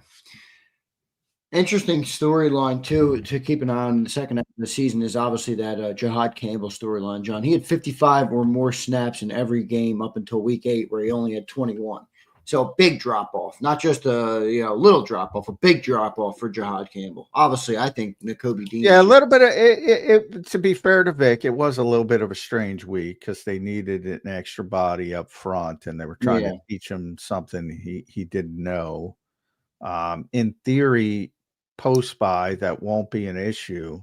So we'll get a better indication of where he really is at off-ball linebacker. And it might be just as simple as Nakobe in base and Jahad in nickel. It might be that simple. Yeah. But I have a tough time taking that guy off the field the way he played. I love Nakobe, but boy, Jahad's your future. And playing better though. He's just a better linebacker right now for this team. Well, he's a better runner. He's more instinctive. But I actually, if you watch the Giants game, he missed a couple. He's still knocking off the rust. I don't know. Campbell's upside is enormous. Yeah, I'd keep him out. He's done nothing to say take him off the field. Nothing from my standpoint. But we'll get BLG's standpoint. We'll start there with BLG because I think that's an interesting good problem. Everybody says good problem to have, but it is a problem. Yep, let's bring him on right now. At Brandon Gowton, you can follow him on X. Read all his work at bleedinggreennation.com. BLG, welcome to the program on this Wednesday, my friend. How you doing this morning? Doing good, guys. Yeah, I agree with John there. It's certainly not ideal. Yeah, Campbell not being on the field, Is Dean better though, BLG? I think, yeah, like in a given week today, which we've seen Vic Fangio will play the best players, as we saw last year with Bryce Huff got paid a lot of money, but he didn't want to put him on the field. But Campbell is playing a lot better at his position, obviously, than I think Bryce Huff was last year. And for as much as Nakobe, I think maybe you can say overall, Vic might trust him a little bit more. You look at that play that he gave up in coverage, like Todd Campbell might break that up, given what we've seen from him in coverage this year. And also, you're not just investing in Jahad Campbell in terms of like his long-term future. You're investing in what player he could be by the end of this season. I always point out how we saw Nolan Smith make a big leap within the year last year. Like you're investing in what Jahad Campbell could have proved to be. And by Vic Fangio's own admission, he's the one who says they need more reps. So when you're taking those reps away from Jahad Campbell, I don't love that. Yeah, it's amazing we're having this conversation with the Philadelphia Eagles. So after all the years of terrible off-ball linebacker play, and all of a sudden we have too many off-ball linebackers in Philadelphia. It's bizarre almost. But, I go back to, because a lot of people say, well, just play all three of them. And I'm like, well, that's not going to work either and I go back, I forget who asked the question, but Vic was asked that. You were probably there, BLG, in training camp, and somebody asked him, would you ever play three linebackers at once? And I love Vic's answer. It was like, at linebacker? No. That's not what the modern NFL is. So, yeah, they can play all at the same time, but Campbell would be playing on the edge, and he's not very good on the edge. At least yet, BLG. And now you have Brandon coming back, Nolan coming back, maybe, still a little bit uncertainty there, but should be back at some point. Azeez Ojulari should be back. You don't need him at edge coming out of the bye. So to me, it becomes just off-ball linebacker, and I guess he's going to go base and nickel, and that'll be it. Nakobe plays in the base, and Jahad plays in the nickel. But this guy's got such an upside. I realize it's about right now, but boy, I'm with you. I mean, the upside is so huge. I want to get him to that upside as quickly as possible. And if that, if that means Nakobe can't play, there might be injuries. It might change. Not saying he's out of the equation, but if it's just between those two guys, I got to play Jahad Campbell. Yeah, Nakobe's a free agent after this year too. Like he could be gone. Yeah, well, that's where I was going to go next. And BLG, I think your point about the 9 games is good too. I mean, you learned a lot about a lot of players last year in 9 games. I mean, 9 games is a lot still for Jahad Campbell to develop as a player. Yeah, absolutely. And again, you just look at the upside there. I think that's hard to. And it's a first round pick. Like I know you talked about the resources thing there with Bryce Huff, but like it's a first round pick. It's a big investment that you're making into a player, and I think you owe it to him. And when especially again, it'd be another story if Jahad Campbell was out there and he was like majorly struggling. Different story. At that point, you put the best player in, trying to win. Now that's not the case. Yeah. BLJ, what do you think the story is, man, for this team at the bye week now? They're 6-2. This is a weird team, BLJ, in that it's like kind of boom or bust all over. Like Jalen Hurts, 1 week he doesn't complete a pass in the second half, and you're like, what the hell? And then he has a perfect passer rating, and he's 15-20 with 4 times. I mean, it's just an odd team. Running game, they can't get it going, and then they go for 270. They're all over the map a little bit, BLJ. What is the story to you? One big story of this team at 6-2 at the bye week. Yeah, I think things are trending genuinely in the right direction here. They needed to come out with a good response against that Giants team after what we previously saw from them against that team in week 6. And they did that. And it just seems like they're kind of figuring some things out. And in addition to that, and playing their best football, actually outgaining opponent for the first time. How about that? That's all big. Year. It's a good way to win games typically. For this team, it hasn't mattered this year so much.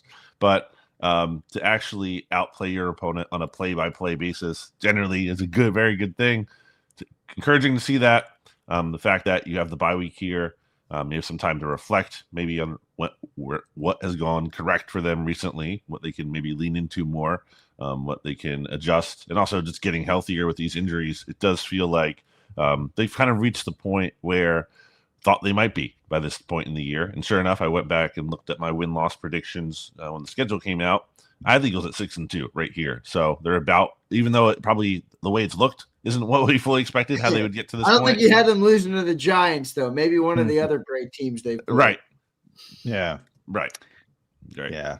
That Giants game is still inexplicable. Maybe it's just as simple as a short week and all that. But road teams have struggled on Thursday night this year. In general, it's a tough spot. MetLife, divisional opponent. I'm kind of chalking it up to all those things. Mm-hmm. Yeah, but that was the one poor performance, really poor. At least, you had a half, bad half, good half, yada, yada. But that was just an abject disaster at MetLife Stadium. But maybe it is that simple. The big Fred packages, those are working. Is it sustainable? Can you go that direction the rest of the year? I don't know about you, BLG, but I got a lot of people saying, all right, the Eagles don't use Jalen Hurts under, very much under center in a traditional play action environment, obviously taking out tush bushes and things like that for, his entire career. And,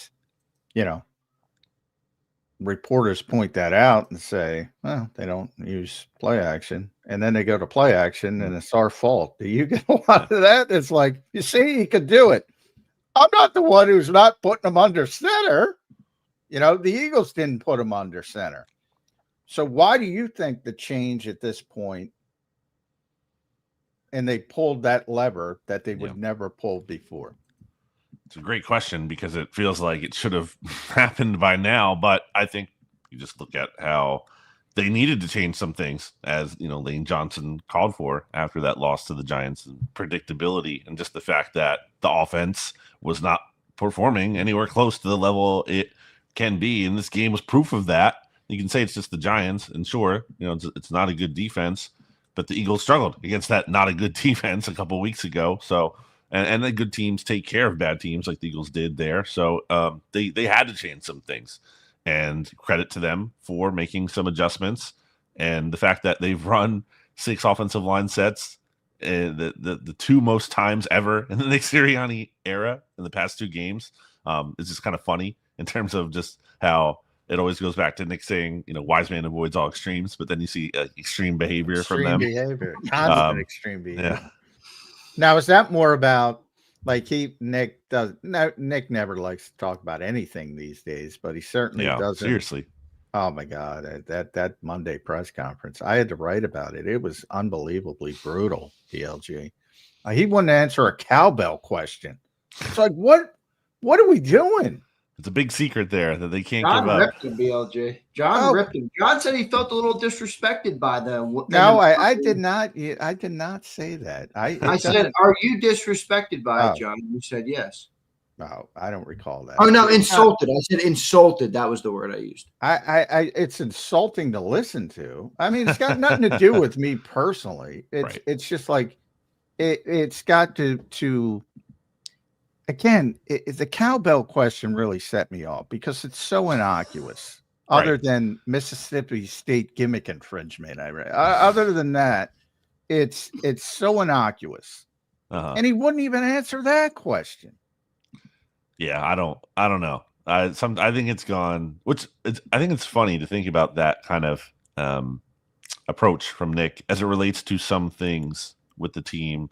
Like we wonder sometimes, why aren't they Why aren't they doing more? Why aren't they doing under center? Why aren't they doing play action? How much of that is just like sometimes the team, their approach is like, we just want to keep things secret as long as we can, and maybe to a detriment in terms of, Well, I think it hurts the players too. I brought that up because, and you remember that Darren Sproles and this predates Nick, so it's a league wide problem. But I remember when Darren tore his hamstring, and we were all told it was a hamstring strain, and all of a sudden 2 weeks turns into 4 weeks, and 4 weeks turns into 8 weeks, and he's not back. And there was that little bubble in the fan base saying, why isn't this guy on the field? It's a hamstring. Why isn't he trying to get back? He finally gets back and he tells us, oh, yeah, I tore my hamstring. Like you're in the case this week with the angst around AJ, which is far bigger than just an injury. I don't know about you, BLG, but I at bleedinggreennation.com, and everybody should check it out. But there's a lot of people say, is AJ really injured? Is AJ really injured? Mm-hmm. A little bit of, hey, he got hurt on the last play in Minnesota.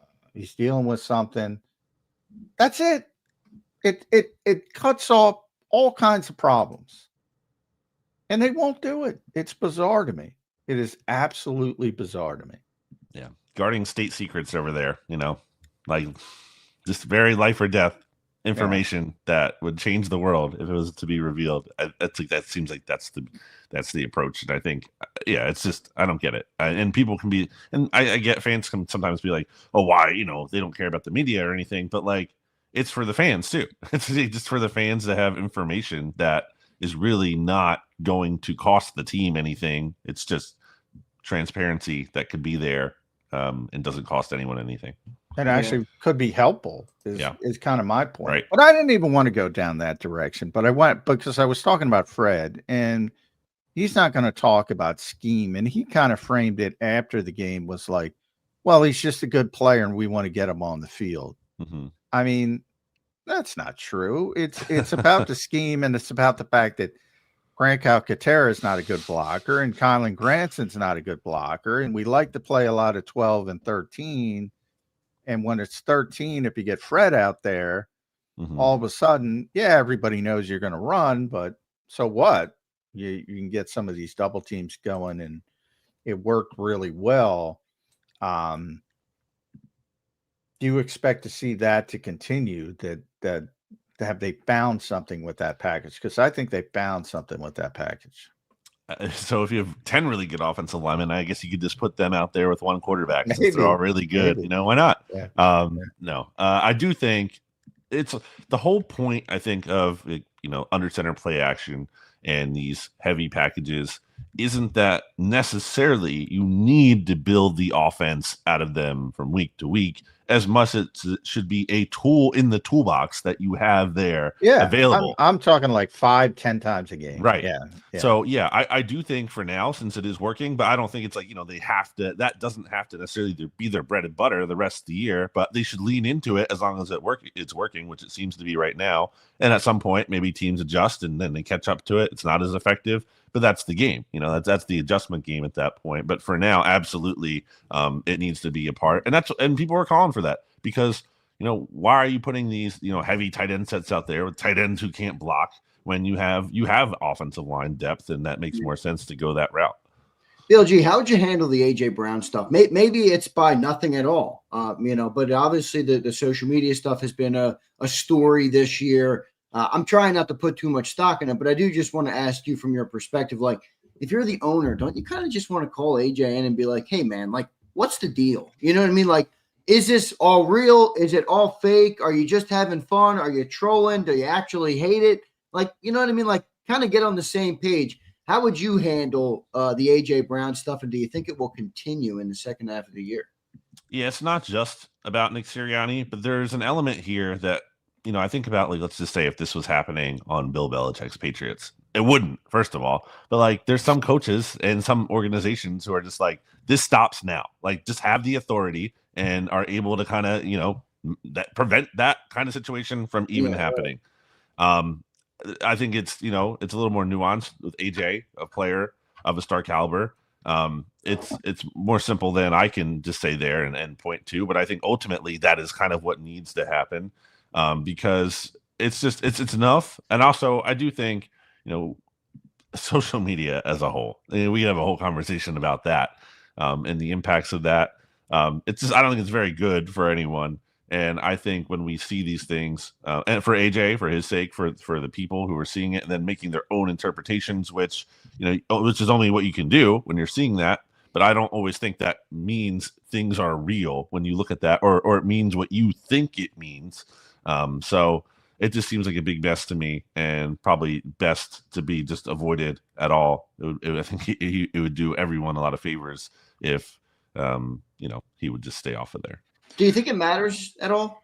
Like, do you think the social media talk is because some people are like, it's only the outside, and I'm like, I don't know if that's the case, man. Like, they are human beings.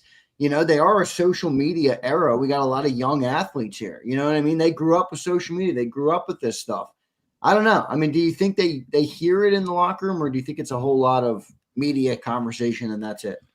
I don't think it. I mean, it depends what you mean by matters. Like, I don't think it's preventing the team from winning, and clearly, I don't think it is as big. I think the AJ thing feels bigger to the outside world than it does to the inside world there, and I think I think AJ's misunderstood, and I think that like. It's not like his teammates hate him or anything like that. I think they love him. The vast majority. Yeah. So in that vein, I don't think it's like, I think people get this perception, and maybe it's just me perceiving it wrong, of like, oh, he's a distraction and locker room cancer, whatever. Like, that's the furthest thing from the truth in terms of how everything I hear about the coaches and players talk about him from the inside. So I can't say that like it's tearing the team apart when I look at it from that angle. Want to reverse course back to the offensive line depth. After the game, I on our post-game show, BLG, I gave my game ball to Brett Toth. And if you would have asked me, by the way, I said during the game, well, he probably wasn't the best player on the field. Then I watched the game again. He might have been the best player on the field. If you would have told me going into the game, the Eagles would blow out the Giants, I would have said, yeah. And even if you told me, as struggling as they were going to run for 276 yards, I said, it's possible. They have Saquon Barkley. Maybe they figure it out. But if you would have told me Brett Toth played like Jim Otto in the Hall of Fame, that is the most surprising thing maybe of the first half of the season. Unbelievable the way Brett Toth played in that game. Is there anything more surprising to you in the first half of the season than how he played in that game? I mean, I think that's fair to say. And credit to him. Obviously, I've been critical of Brett Toth in the past. Everybody has. Yeah, but specifically as the shotgun snapping, I didn't think he was a terrible player as much as he just struggled in that one specific regard. But Jeff Stoutland stuck with him. And that shows you that Jeff Stoutland knows a thing or two about offensive line, what he's doing there. I just think it's also really cool the perseverance that Brett Toth has had to get to this point. I mean, he originally signed with the Eagles in August of 2019. We're here in 2025, and he's finally making his first ever start at center, which a lot of his teammates seem to think, that's like his true best position for him. And certainly where he's gotten a lot of reps in the past year. Smart guy. He is very, he's absolutely like a nuclear engineer. Yeah. Very smart. I almost wonder if he's going to be like an assistant in the future if he wants to do that here with Stout. I could see him kind of taking on that assistant offensive line coach role down the road. But yeah, for now, good depth player to have and showing why Jeff Stoutland has kept him around. Yeah. It's an amazing story. Amazing story. The bye week comes at an interesting time for the Eagles because it's right before the trade deadline, which is November 4th, next Tuesday. We all think they're going to be buyers more than sellers. I think you saw with New England yesterday, I think you can go both ways. Yes. I think we've talked about it a lot. I don't know where you are, if it's shifted with Brandon being back. Position-wise, do you still think edge is most likely when it comes in, players coming in? And any chance there's a New England type situation where players are going out?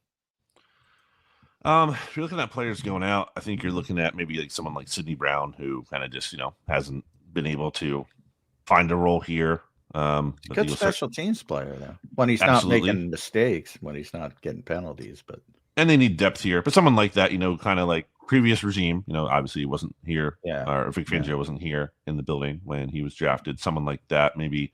And obviously you're not getting a haul for him, but someone who kind of just doesn't maybe have a future here in Philly. That's the kind of player I think you could see either get dealt for something or be part of, a bigger trade where you're getting something and they're kind of a throw in at that point. But my mindset on the trade deadline is that I don't think the Eagles need to make a move to make a move. Like, and I'd almost rather them do nothing. If the alternative is paying like a relatively premium price for a marginal upgrade somewhere. I don't think they need to add a guy at cornerback or a guy at edge rusher. Like, I don't know. They don't need just bodies at those spots with what they have there now, the injuries and getting healthier. They need a difference maker if they can add they got enough bodies, don't they? Yeah. Yeah. Yes. Well, I think if you were to bring in, say, a Bradley Chubb or Jalen Phillips from Miami, you almost have to send Azeez Ojulari out, right? I mean, you have too many bodies. Mm-hmm. Not that you'd be getting much, just like a 7th round pick or something like that. But I see that as a possibility. But I'm with you. I mean, a lot of fans. I don't know over at Bleeding Green Nation, but have focused on Reek Woolen. I'm like, that's the kind of guy. I think they would not like him 2 weeks in. As Kaylee Ringo's performance against the Giants, has that given you some hope? Oh, you're out. I don't know about you, but I'm out on Kaylee. Then I'm back in. He keeps dragging me back in. Obviously he's got the physical traits. Can you trust him? And kudos to him. I think, obviously he struggled way less than he did in his last game against the Giants, where he got benched before having to come back on the field. But this Giants receiving core is truly awful. So I don't know how much I'm supposed to, make of him truly turning it around. It's a good step in the right direction, I would say, but I don't like trust confidence builder at least. Maybe possibly. And again, I'm not ruling out the thing that like possibility that Keeley could have the not quite to the same level, but like the improvement that Nolan Smith again had from in last season. I think Keeley could get better from where he was at the start of the season to the end of the season. But I also think even if that is the case, there's still there's questions if he's still even a viable starter if that's true. BLJ, Eagles typically give their pillar players contracts a year before their contract is set to expire. Mm-hmm. Has Reed Blankenship potentially played his way out of an extension in Philly? I don't think he's played his way out of it. It's all going to come down to, the specifics, obviously the terms. I don't think he's been so good that they can't afford him. And I think he's a player who could give them, I'm not saying like hometown discount to the extent he's passing up huge money on the open market, but I think he might like playing here. Obviously, he's very tight with Cooper DeJean, and there could be value in that with their podcasts and everything. So I do think I think they could afford him. I think they could reach an affordable contract if they want to. Did you? It's actually an interesting point about the podcast. Jason Kelsey's making like $100 million. It's like, do I want to take $1 million or two? I don't think exciting. I don't think exciting Mike's is going to reach the level of new heights. No, it's not. But if it reaches half of it, he's making up for all the money that he might have lost. Because at one point, BLJ, $15 million a year was being floated out there. I don't think he's getting anywhere close to that. He's not having a very good year. By the way, did you hear Vic's? I asked Vic about Reed. Yeah. He was very complimentary. Did you hear that? And did you buy it? I think Reed's not having a bad year. I think Vic talked about, and like, hey, Vic's honest, right? With when he said, and he said true. He feels like Reed's having a good year. Now he didn't go, overboard and saying it's, a Pro Bowl All Pro kind of year, but I think you have to consider that, like he talked about, he's playing next to a rookie safety who is very, prone to blowing coverages, as Andrew Makuba has been this year, and you have to consider that. Also, playing with the quarterback 2 spot at times where that's been very volatile. So ultimately, between his play and also what he can do, which Vic highlighted in terms of being the signal caller there on the back end and helping players line up. There's value in that as well. So, look, you're not going to fill your roster out with all pro players at every spot. Yeah, and the fact that the Eagles have a player of Reed Blankenship's caliber, they signed as an undrafted rookie free agent, is like, that can't be taken for granted. That's a massive win for the organization. To even get a UDFA who's like a solid backup is amazing. To get a guy who's been here for multiple years now and can be, I would say, at least a solid starter is really good. So, and also be obviously very affordable too, where his cap number is like just under $2 million each year. So, yeah, I think Reed is a nice part of this leadership, a nice part of this secondary. Same vein there. Jordan Davis, you think an extension's coming? I do, because I think if you pick up the 5th-year option like they did, they're showing faith in him, and we're seeing the production there. He has a new career high in regular season sacks with 3 this year. His TFLs are up. Like he's had. If you look at all his stats in this season, like he could outpace what he had in like the 55 games prior to this season here. So I do think they're seeing the signs they want to see from him. Yeah, he's already at a career high in sacks, so that's a number that resonates with. I don't even really think the sack number matters with Jordan Davis. No, I don't. I think I think it's more about the impact. Yeah. Vic was very honest about the pass rush as a whole. I think a lot of people were excited because they got 5 sacks. He was not excited with the pass. Yeah, he's like, pass rush could have been a lot better. Which I didn't know we were going to go down this route with contracts, but I do think, boy, the second half of the season, whenever he comes back, is going to be really important to Nolan Smith. Not that he was playing poorly, because I think he was playing pretty well, especially as a run defender. Yes. He is a tremendous edge setter, even though he's undersized. But, I mean, are you worried about Nolan Smith I think that was the assumption and how in the maintenance offseason was, well, we got to pay Jalen Carter, we got to pay Nolan Smith, and Quignon's coming and Cooper's coming, yada, yada. Is Nolan in that certain category for you? Because he's no longer in that certain category for me. Yeah, it really depends what we see here in the second half of the season. That's going to be big, and his ability to stay healthy. Obviously, you can slow play that one a little bit more with the 5th-year option. You get that there. I think that's exactly what they're going to do. I think it buys you more time. Yeah, that's the way almost you have to go. At Brandon Gouton, make sure you follow BLG on the X platform here during the bye week. Get all your Eagles news. They're already making moves. Perry Nickerson. They got 3 guys coming back. BleedingGreenNation.com. You can see it as it happens in real time over there. That's my question for you. They created the 1 spot. Perry's back on the practice squad. Say that's Jacorian Bennett. We'll just keep it in the secondary. Mm-hmm. You still need spots for Brandon and Nolan when he comes back. Who's going?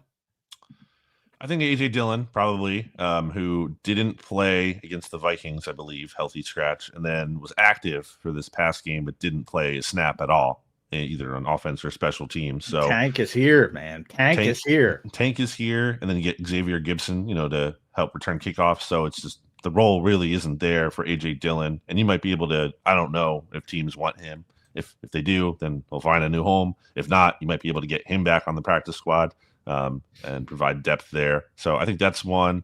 Is there another one, John, that stands out that I am not thinking of? Yeah, that's. I keep going back to Aziz. I mean, why if you have all those edge rushers, and remember, Brandon and Nolan are both edge rushers. Do we really need Aziz? But I think that would be more of trying to trade him out, try to get something, even if it's a 7th round pick. Try to get something, which I think they could get, because there's a lot of teams that need pass rushing help. So, will Nolan be back for the Packer game? You guys think? That was the talk originally. So I know it was originally, but I'm kind of starting to feel like that might not come to fruition. Yeah, I'm not going to say 100%, but it also helps too that they have the extra day. It's a Monday night game. In addition to the bye, there's a little bit more time there. It's hard to say because I don't think it's like the worst thing that they didn't activate his window before the bye, but it's quite possible they just do it early next week, and then he could be ready. So I mean, if they don't activate the window, then I start to get really concerned. Yeah, right. All right, BLG, by the next time we talk to you, will Howie Roseman have made a trade, yes or no? So the deadline will be over at that point, right? November, Tuesday, yep. Okay, so I'm gonna say yes. I'm gonna say multiple. Yeah, say multiple. Yeah, he's Howie. To BLG's point about, which I agree with. Don't make a trade to make a trade. Don't make a move to make. But that's how he can't stand still, man. He can't. I know, but that's like I'm thinking he might not. I mean, if you can't get a difference maker, how many more bodies do we need at these positions? So I agree with that. But maybe he just likes to do things. He just likes. He does. And they have so many picks. I mean, they have ample picks next year in the draft too. No doubt. All right, BLG, good stuff, man. Make sure you guys follow him at Brandon Gowton. Read all his work at bleedinggreennation.com. Make an account, chat in on there, and drop your comments on the articles. BLG, thank you for doing it again, brother. We appreciate it. We'll talk to you next week, post-trade deadline. All right, guys. Sounds good. See you then. Thanks, bud. There's Brandon Gowton joining us right here on Birds 365. Great stuff from BLG. John, you feeling like a trade? BLG says multiple. Oh yeah, like I said, Howie admits, he said it publicly. He enjoys that part of the job. He does not like standing still. To the point of will it make a difference? Will it be meaningful? That to me is the question. And that's more difficult because Timu or Big. And that part's difficult because it's really hard to, in general, again, I bring it up all the time. The NFL is not like baseball where you just put somebody in the lineup and you say, go. It's not like basketball. Sometimes it's hard to go from scheme to scheme. And that's why I focused on Bradley Chubb, because he understands what Vic Fangio wants. And I think that's a guy who could legitimately help the Eagles. But again, Miami takes two to tango. And then the Ebiketie stuff, which I brought up since basically the preseason. That's the kind of guy where it's like, is he going to help you early? Right. Probably not. So I mean. And the Reek Woolen stuff, I don't like that at all. I don't think that would work at all. Everything in the NFL is always about evaluation. But do they have enough at corner? I don't know what Jacorian Bennett is. Love to see it, but and Vic kind of said that he doesn't have a feel for the player. So are you going to be able to get somebody with a bigger upside than Jacorian Bennett at this stage of where you are? I don't know. It's going to be difficult. I'm curious to see how he does here. I'm not sold that he makes a move, but I think you're right. He won't be able to sit still. It'll be interesting to see. John, how do you think they're going to handle, or maybe they don't at all? I asked BLG this. How do you think they're going to handle A.J. Brown in the second half of the year? Same way they have been. I mean, they by the way, to the point of like they brought this up with A.J. Brown. I mean, if somebody thinks like the organization has not spoken to A.J. Brown about these issues, he continues to do it. So nobody's told him to not do it. Well, he's an adult male. There's a certain level of pointing. You're not going to control someone. Yeah. There's a certain level of pointing something out and saying, this is not helpful for the team. This is not helpful for you personally, versus somebody who, by the way, has verbalized that himself. So I'm sure he's verbalized that to the Eagles. You know, he gets like everybody, like Jalen Hurts, like every high profile player on this team. They got a whole PR staff who prepares them for what's coming. And he's been talking about this multiple times. So I mean, at some point, and that's where, and I don't think it's what's the word I'm searching for? I don't think it's been. I don't think it's been like it when you typically I think he gets lumped in with the typical players that are unhappy. So if you want to use Stephon Diggs as an example as a former, like it's not like that. Yeah, no, It's I not. agree. It's not like you have a player who just wants the hell out of here, who just doesn't like the situation, doesn't like the organization. It's about a guy who wants to be great and strives to be great and gets that it's almost like his his drive to be great affects him to the standpoint that sometimes it becomes an issue, which is not the worst thing in the world.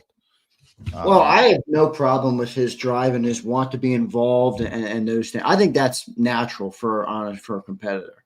The only thing that has bothered me is I think the continuous use of social media is detracting from the team because it is still a team game.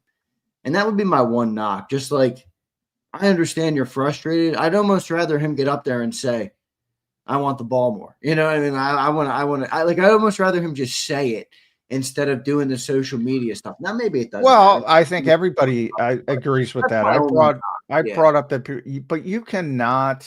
I mean, you can go on. Everybody can go on X after this or Instagram. Every single player in this league almost has social media presence. What are you going to do? Is say, hey AJ, you can't do this. Yeah, I don't think it's that. I mean, I just think I don't know. I just think you're bringing unnecessary. Well, that's what you're trying to impart to them and try to curtail it as the best you can. Yeah. But the bottom line is you have a whole generation of people that have grown up. And I've talked to people about that in this organization about that specific issue. And most of them at their, at the guys who are, in charge of the team. So you're talking about Jeffrey, you're talking about Howie, you're talking about Nick. They didn't grow up where social media was a huge part of their youth. So, they don't have the expertise in dealing with people that have grown up. They're learning as they go as well, just as we all are. Anybody my age or even Nick's age, they didn't grow up with it. It's like a huge part of these guys' lives. And I don't get it. I hate social media. The one thing I can guarantee when I'm out of this industry is you will not see me on social media. You will not. I can guarantee that. I don't like it. I don't enjoy it. But it is a big part of the lives of people who have grown up with it. And that's not changing. It's a big part of media today, John. Well, yeah, and it's begrudgingly a big part of what we have to do. I mean, if we're calling a spade, social media is the reason JAKIB Sports exists. I mean, we're a YouTube show. Well, 10 years ago, that didn't exist. Well, I'm talking more of the personal than the business. No, I know what you're talking about. I'm just saying, I think it's become that big. Like, I don't see it going away certainly anytime soon. Certainly not from a business standpoint, but I think personal and business. Like, if you're a public person, like, I don't think being on social media is helpful to you. You can go all the way up to the president of the United States. I don't think it's helpful. Forget about athletes or entertainers or anything. But if you're in the public spear, and you're going to sit there. Guess what? There's going to be a bunch of idiots who don't like you for whatever reason. Maybe they're Giants fans. If you boil it down to sports, maybe it's as simple as that they're just rooting for their team and they hate you because you're wearing the opposite laundry. And maybe it's because they're trolls, and maybe this and maybe that. And if you let it, encompass you and you let it hurt you personally, well, it's probably a good idea to get away from it. Yes, that's fair. But to me, the business part of it has nothing to do with the personal part of it. From a personal standpoint, like when I retire or whatever, I'm not going to be on social media, but it's not business related. That's why I'm on social media. Yeah. They're two different things. Yeah, I get what you're saying. So, and if it affects you in a harmful way, as far as mental health or whatever, I mean, the easiest thing to do is unplug it. I agree with that. No doubt. It does create a little bit of a fairy tale world, where we have, I get all, whatever. I won't even talk about all that, but whatever. John, good stuff, man. Your final thoughts today. What's on the agenda? There's nothing on the agenda, right? A Wednesday on the bye week. There's not much going on. No, I mean, the players are off this week. The coaches are still working and they'll have the weekend off, but get healthy is the goal this week. No doubt. Johnny Mac, good show, brother. I will talk to you tomorrow on a Thursday edition of Birds 365. Well done, my friend. Talk to you then. All right. Thanks, everybody. All right, good stuff. There's Johnny Mac. John McMullen joining us right here on Birds 365. Good show today. Appreciate Mike Gill and Brandon Lee Gouton for joining the show today. A lot of good conversation. Social media is an interesting one. I have a love-hate with it because at the end of the day, YouTube deposits a check in my account every month. That's the way I live. It's the way I live. That's legitimately the way I pay bills. It's the way I pay John and Cilio to come on this program. It's the way, I make money. It's my living. So I don't hate social media at all. I don't hate social media at all. I understand there's a lot of negatives to it, and I understand that my perspective is jaded because of that. But, I don't think it's going away anytime soon. And it's an interesting conversation, Mask on. I do think YouTube is a little different. Part of me, Mask on, used to say, and I guess the business side of me won't allow me to do this, but Mask on, for a little bit there, I was just like, all I want to do is focus on YouTube. I don't even give a shit about the other social platforms. I don't care about my Instagram. I don't care about my Twitter. I don't care about any of those. But, business growth, you got to go where your customers are, and there's a lot of Eagles fans on Twitter. There's a lot of Eagles fans on Facebook. There's a lot of Eagles fans on Instagram. It is. There is. So you got to go and you got to find them, and you got to present your content and your product to them. And that's kind of the nature of the beast. But I do understand some of the intricacies of it, outside of that. I will say this too. I want to give a shout out to somebody. I don't know if he's listening right now, but my pop was at the grocery store the other day, yesterday, and he called me after, and he's like, I just met a man in the grocery store who stopped me in the aisle and said, I absolutely love your channel. Now, Dan Cilio, Big Sills, drives me crazy, but Zander keeps him in check, and I love the content. And it's just like, you see all this shit online, and Jacob has gotten a lot of it. Jacob has been, because, Jacob we don't share shit that makes Eagles fans ooh and ah. We don't. Sometimes we say shit that pisses a lot of fans off. We do. Sills is critical of Jalen or whatever the case may be. And, it is what it is, but people don't like that. We haven't built a company that makes us ingratiated to every Eagle fan that consumes social media. There's a lot of those companies. There's Eagle accounts, there's Eagle fan accounts, and nobody associates any bad with them. That's not the way JAKIB built. It's just not.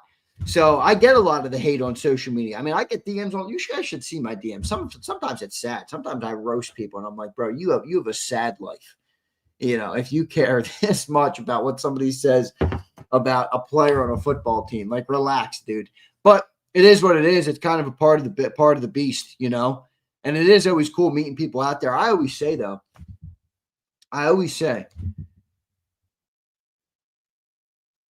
a lot of it is bullshit. Like, I've never met somebody in person who met me with the type of energy that I'm met with in DMs or on social media. And I'm around. I go out. I'm in the city. I go to the city every single week, multiple times a week. I was at the parade on Broad Street. I mean, I don't know. Sometimes I think it's just this fairy tale fucking world, and people sit on their computers behind anonymous accounts, and none of it is real. Part of me thinks that, honestly, because every time I meet somebody who knows about JAKIB, they give me a lot of love, and maybe that's just natural. Maybe the haters don't say anything. I don't know, but it is interesting. I'll say that. All right. Montero, I don't know if they are, bro. I really don't. I don't know if they are, man. It's dirty air. We get a lot of it, dude. By the way, I don't hate it. I don't really care. I get people in here every day, shitting on me. It is what it is, man. It is what it is. A lot of it doesn't come to fruition, or none of it ever shows up. But not that you would want it to. I'm just saying, social media is kind of a cesspool in that way. And JAKIB has had a style that we don't pander to people. Most Eagles social media accounts, even YouTube accounts. I mean, let's be real. And I love all of them. I don't say this with any knock, and I think their business style is perfectly good too. I don't say this as a knock, just as a contrast. Most people who build a business around the Eagles or sports or whatever, it's just fanboy, and that's okay. Again, it's okay, but I don't think Philly 500 gets hate like we do. I don't think all these other guys that are just fans of the Eagles and God, by the way, I have no problem with that. I think it's respect to them, but it creates a little bit of a different environment, for me. And the only thing I will say about it that bothers me about the internet is that sometimes it does seep into your own life where people will read shit, from people online, and then they'll kind of, like, I'm talking about personal. I'm talking about, like, not my personal family, but like my fiance's family, like stuff like that, of like people read shit online and then they walk on eggshells around you, and you're just like, be fucking real, I don't know. Now I'm just ranting on shit, man. Now I'm just ranting, but it is what it is. Mad Bird, I agree. All right. Roll Philly, you'd be surprised, man. It's not all towards Cilio. I mean, some of it's towards Cilio, but Roll Philly, here's the other part of that. Ready? A lot of the hate's towards Cilio. A lot of the love is towards Cilio. When I meet people outside that know the channel, that have seen me on YouTube, almost all of them say something about Sills in a positive sense. Man, Sills gets on my nerves, but I love him, So it's almost the opposite. That's why I think the internet sometimes is so fucking fake. Because it makes sense to me that a homer would hate Sills because he doesn't say, hey, the Eagles are great. Woo, 6-2. Jalen Hurts is the best quarterback. He doesn't say any of that shit. But I've always said, I'm fully convinced that Sills' biggest haters are not people who are like real consumers of sports, because Philly fans know, dude, we don't sit here and glaze all of our players all the time. That's not what we do. It's not what I've ever done. Well before I started this business. That's not what anybody does. That's not how most sports fans go. Sometimes you think good. Sometimes you think bad. Sometimes Jalen Hurts pisses you off. Sometimes you think he's the greatest fucking quarterback to ever walk the earth. Sometimes you're like, get the fuck off the Eagles. And sometimes you're like, you're the greatest player to ever be on the Eagles. I think it's natural, honestly. I think it's natural. But it is what it is, man. It is what it is. We do have a good community here, though, on Jaco. I do appreciate it, man. I do love it. And I've always tried to put faces to a names because of the social media element. I like to learn. I like the best part of this business that I've ever had in my life, and I've spoken very openly about this. The best moment so far in doing this business, sports talk, in talking to Eagles fans, Philly fans, covering the teams I grew up cheering for. The best day for me was the parade, and it had nothing to do with the Eagles winning the Super Bowl. For me personally. It was cool because they won the Super Bowl. I was happy they won the Super Bowl as a fan. That's not what I'm talking about. I'm talking about I had people come up to me and put a face to a name and meet them and say, I love your channel. I love being I love this. I love and talk involved with them. Like they're real people. I love that. I love the real people. I always try and, make it real because if you just stay in the troll mode or you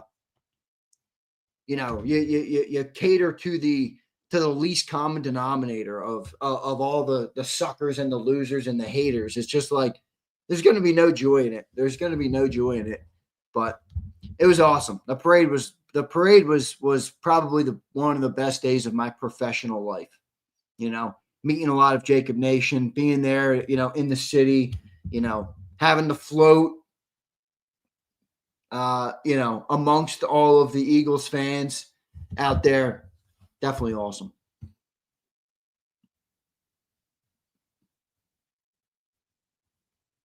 Catch says, who gets more views, 365 or Sills? It depends. I think they're pretty close. Sills' show is 2 hours longer, Catch.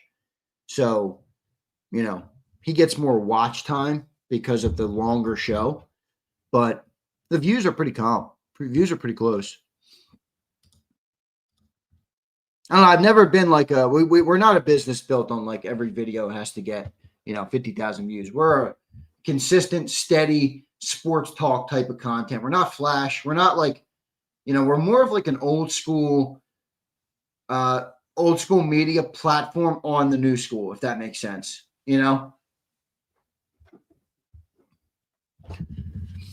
Then you get an extra hour in for the Sixers. Yeah, I do want to do a Sixers show, honestly, because I love the Sixers. I'm starting to, getting back into them this year, and just I've been researching because I always tell you, I like to learn everything about. And I'm telling you, I was a Sixer honk before I started JAKIB Sports. I was a Sixer fucking honk, dude. Like I loved the Sixers. I watched every single game. I loved the Sixers, and when things started, I don't know. I just think I got kind of burnt out with them. I got kind of burnt out with them. And then I started doing sports talk. And, you go through the phase of like, I do sports all day for work. Sometimes you don't like to watch sports after I get done because I sit here all freaking day talking about it. But at the end of the day, sports have always been my hobby. And I think they'll always be my hobby. I think they'll always be my hobby. At least one of them for sure. So I've kind of refound the joy in watching the sports even after I'm done, but that was actually a challenge for me of like, it's not relaxing for me to finish what I'm doing on my day to day and then get off the air and then watch a sports game. You know what I mean? But now that's becoming relaxing to me again, which is a great thing. Dank says, how good has this World Series been? Dank, what a great freaking World Series. All right. Great freaking World Series.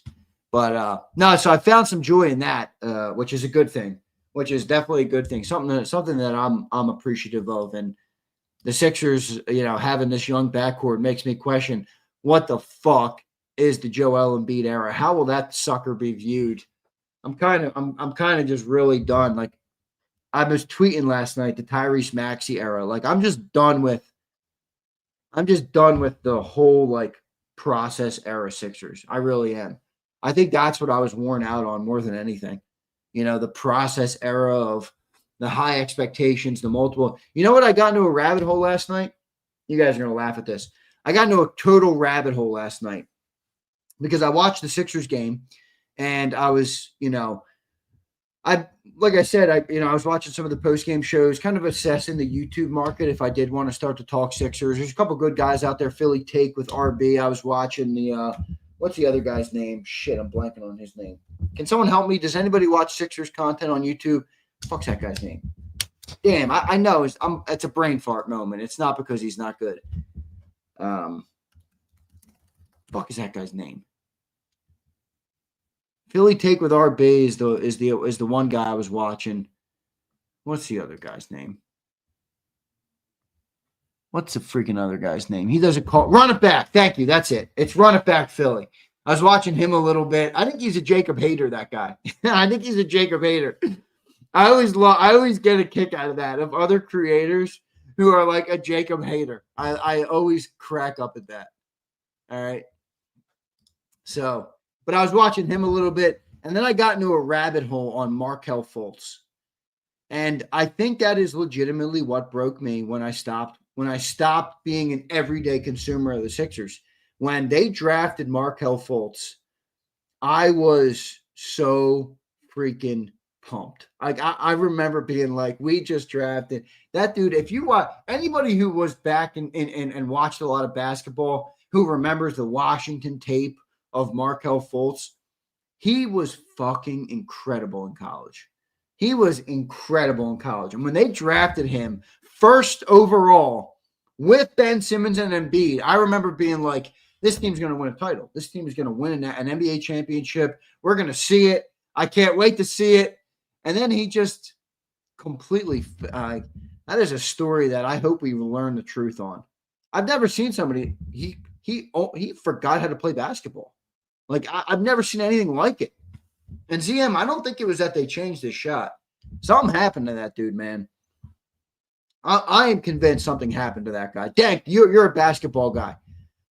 Fultz in college, like nobody at the time was like, why'd you take Markelle number one? Now you look back and you're like, geez, Jason Tatum was right there. That didn't happen. Like everybody was like, Fultz was the right pick. Fultz was amazing in college. So, I don't know. I think that's what broke me. I hope we learn. I saw some internet conspiracy that he got like a motorcycle accident or like a dirt bike accident. And that's what happened to the shoulder. I don't know if that's what actually happened, but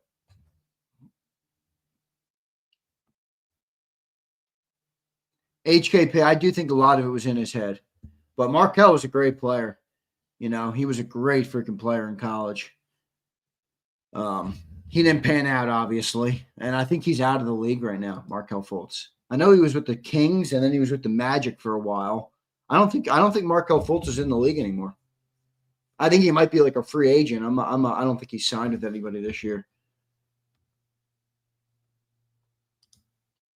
Yeah, but Ben Simmons, you could argue was less of a bust for the Sixers than Markelle Fultz. Like if you think about it, Fultz never fucking contributed to the team, really. I mean, he did summer league and he was hooping, and then something happened with the shot, and it looked like he completely forgot how to shoot, and he had this yip where he would like like there was no flow to the shot. I don't know what happened to it. Like Ben Simmons at least contributed. Like Ben Simmons was a part of a 50-plus win Sixer team as the main point guard, as a lead player, averaging 18 and 10 and 10 or whatever it was. Like he was at least a contributor on the team. Markelle Fultz really never got to that point. He really never got to that point. Exactly, Jason. It was after that controversial Hawk series that Ben Simmons shut down. So Fultz was honestly, they were both number one overall picks, but Fultz was probably the bigger bust, actually. People will look back and hate Ben Simmons more, but,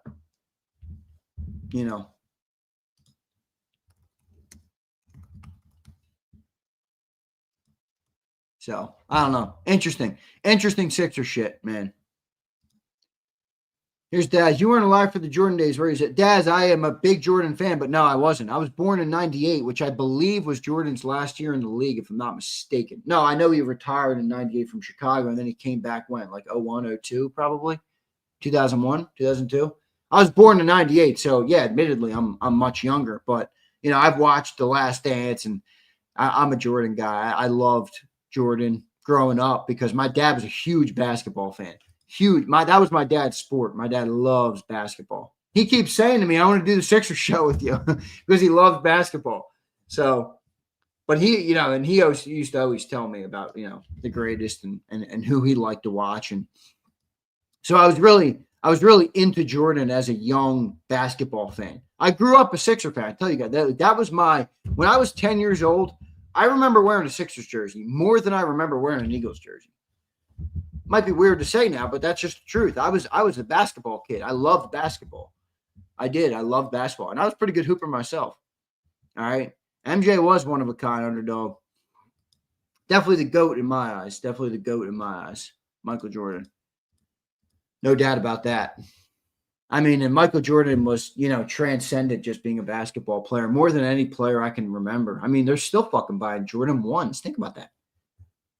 I know it's your shoes, but literally think about that. The first ever Michael Jordan sneaker that got released is still being purchased 30 years later, 40 years later. How late? When was the Jordan 1 released? 1985? Was it released in 85? When did the first Jordan 1 release? When did the first Air Jordan release? 85. I nailed it. Fucking 85. Released in April of 85. They're still buying them today. Me included. I got 2 pairs right there. One a high and a low. I mean, that's crazy to me. I know that's not about the basketball element, but that dude's impact on society at large was crazy. Crazy. The 11s are awesome, dang. The 11s are awesome.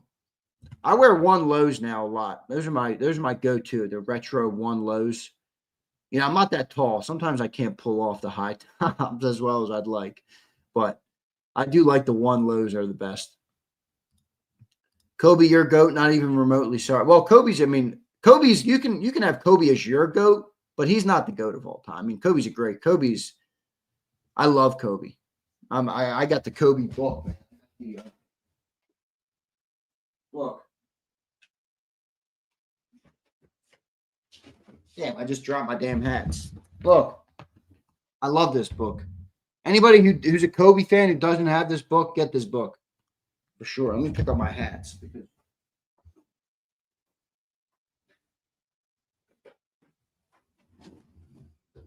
But I love Kobe. Kobe's not the GOAT, though. I mean, Kobe's not, Kobe was a great basketball player. I don't think Kobe was better than Jordan. I could see Kobe. I see Kobe top 5. I'm good with that for sure. I have a hot take. I think Kobe might be. Kobe, in my eyes, was Kobe better than LeBron?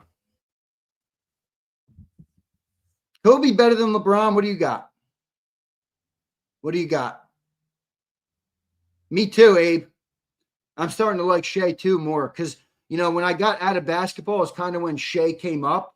So I didn't watch him that much. Some things about him, I don't like, but I think he's really a special talent. You guys got Kobe over LeBron? Fuck no. Yes. No. If it's game 7, I'm taking Kobe. I think that's a great take, Daz. Game 7. ISO, yes. Game ball, no. Good answer. Pin says nope. Depends on who you'd want. I'd take Kobe.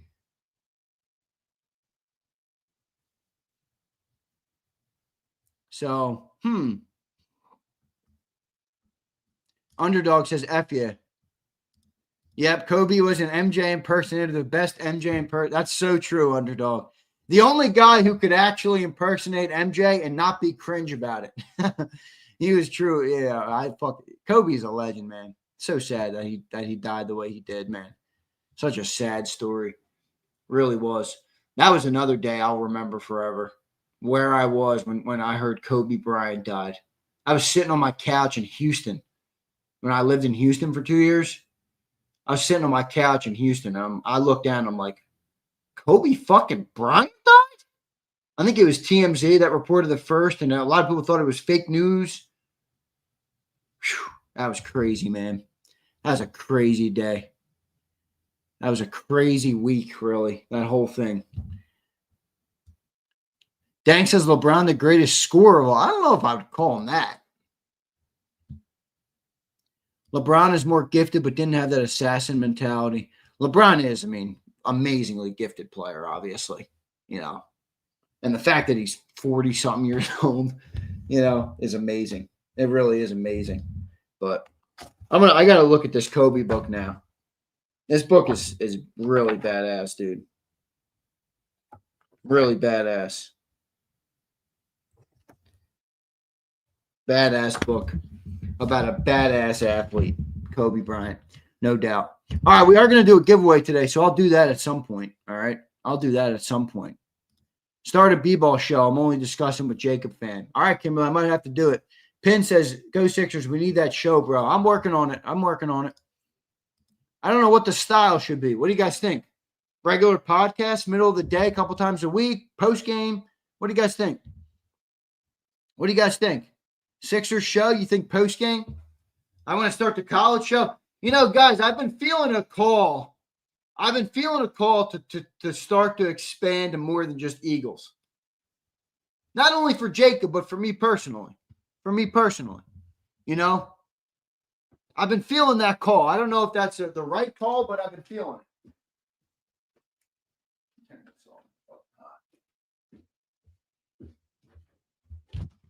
I've been feeling that call.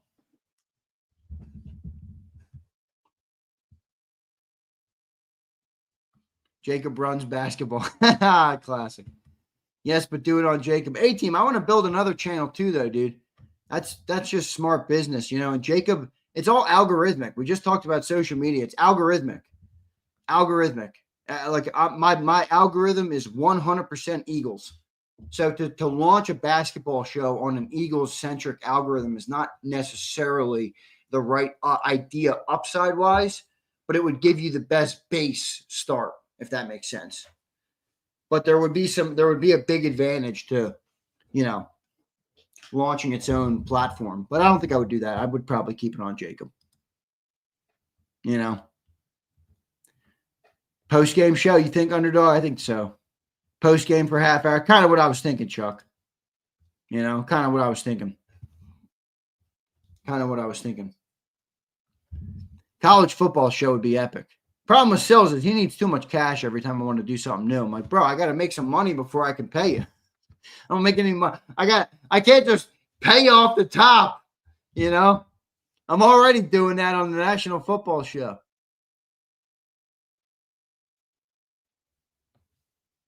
A-Team, I don't know what that is. All right. Embiid is really a caboose. Great word for him. Embiid is really a caboose. So true. Yeah, it's true, Kimberly. But I'm telling you right now, 5 years of beating into the Eagle algorithm. Trust me, I know how YouTube works enough. Believe me, I know that. That's why we'll get people on. We'll get people on the channel. Sills will get on Ice Cube. Sills will get on, these massive names that you would think would get all these views. They don't get views because it's our algorithm. It's, what I mean? It's how it is. That's why whenever we get on a guest that's not Eagle-centric, like a guy like Kurt Warner, who will talk about the whole league, I have to frame up all the titling and the thumbnails as Eagles, or else it just won't hit the algorithm properly. And then it won't get views. Some things end up reaching other audiences, but Zeal, that's probably a good idea for college. Dank, I'm not a LeBron hater. I'm not like a LeBron super fan or anything like that. I think he's a great basketball player. I think he's a top 5 player of all time. That's how I view him. I don't have him as the GOAT in my opinion. Some of the things about him I don't like. There are things about him I do like. We talked about him a little bit yesterday, but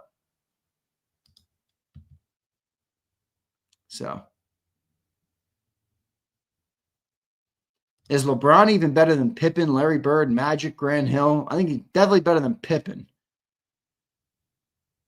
Larry Bird was well before my time, obviously. All these guys were, but, you know. Yeah, I get it, Brandon. I got you. All right, guys, we got a giveaway today.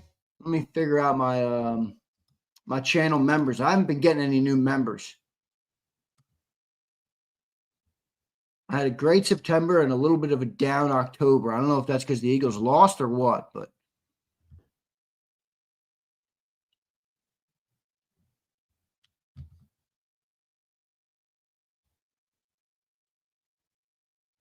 yeah, Dank. I love that a bit. That's actually maybe one of my favorite parts about LeBron. He brought up his entire high school crew from St. Vincent, St. Mary's. That's probably the coolest part about him. And they're all successful now. They're all freaking successful now. That's pretty sick. That's pretty sick. That's pretty badass. No doubt. All right. No freaking doubt. Kurt Warner interview was amazing. For those who did not watch Kurt Warner, you got to go watch Kurt Warner on JAKIB. He talked about AJ, Jalen, the offense, Kevin Patullo, the change in play callers, why AJ is posting, the mind of a competitor, Super Bowl rings or Hall of Fame jacket. He talked about it all, dude. Kurt Warner was excellent. And Sills is such an amazing interviewer. He really is, man.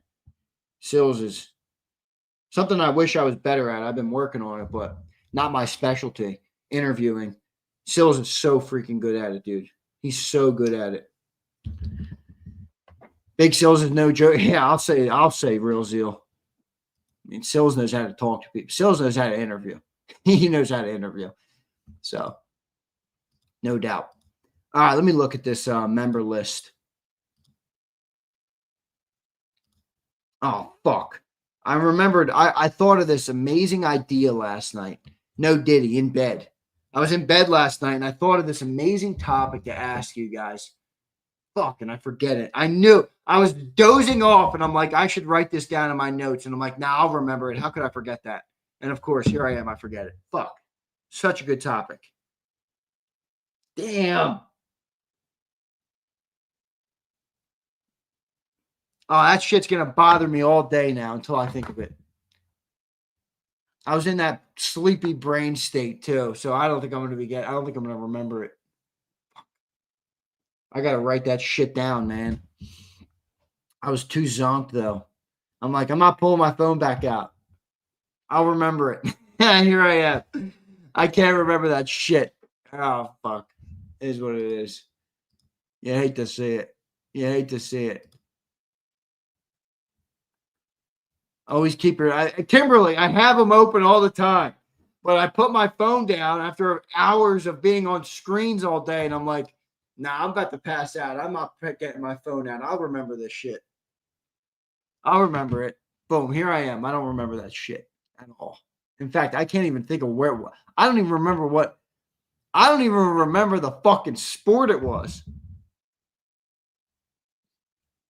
Like right now, it feels like that thought is completely removed from my brain. I don't think it'll ever come back. I don't think it'll ever come back. Unfortunately, it is what it is. All right, let me pull the member list. I will do a giveaway. You do not have to be present today because this is a giveaway for the defense giving up 20 or less, which I regret, by the way. Giving up 20 is not impressive. It should have been like 15 or less. This is a lame ass. I'm gonna honor it, but let me just rage for a second. This is a bullshit giveaway, and all of you know it. All of you know it. Was Sunday's defensive performance that impressive? Really? Was it really that impressive? This is a bullshit giveaway. This is a freaking bullshit giveaway, Catalyst. And all of you know it. Dirty Air, you did say it. This is a bullshit Catalyst. What the? Not even impressive. You gave up 20 to the New York Giants. It's not even impressive. Not even fucking impressive. This is a load of shit. At least Jalen 275, you're like, all right, he had a good game. A crock of shit, this giveaway. I would be doing it anyway, to be honest with you. I'm going to get rid of some of these jerseys, but it's a crock of shit. Giving up 20 points and everyone like, woo, woo, yeah, jersey giveaway, yeah. Fucking, are you kidding me? Are you kidding me? Are you outside your mind? Look, here's Wayne justifying it. One real touchdown. The other was garbage time on our backups.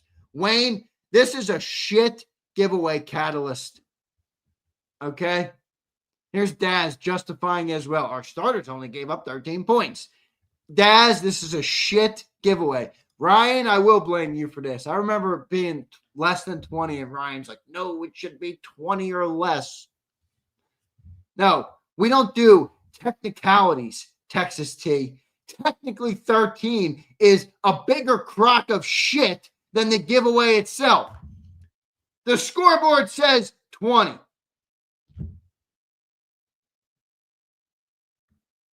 I mean, what the hell? Well, technically, Zander, it was 13. No, it wasn't. All right? No, it wasn't. Let me go pull the damn list. Now I'm raging on the giveaway. Shout out to my boy, 83 Rainy Boy, who became a legend yesterday. Rainy Boy, thank you, brother. Rainy Boy, thank you, brother. I appreciate that. Okay?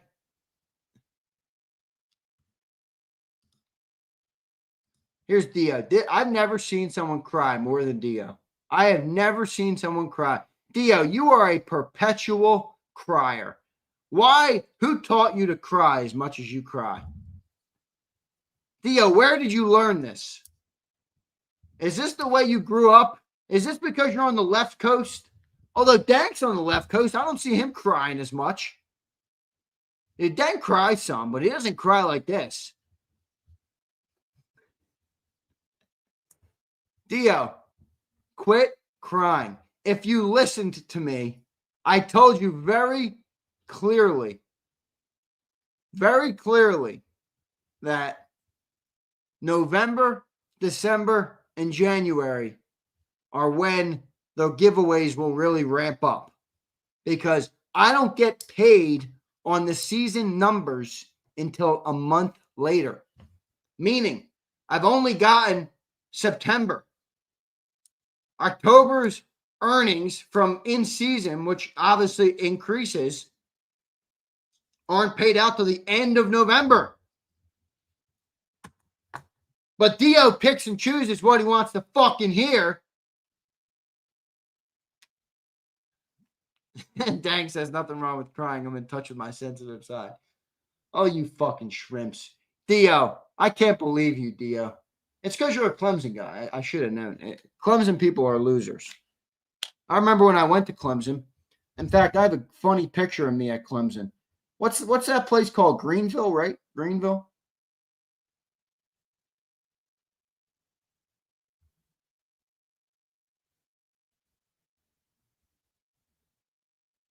Let me find the picture of me at Clemson. I know I have tons of pictures of me there. I visited Clemson when I was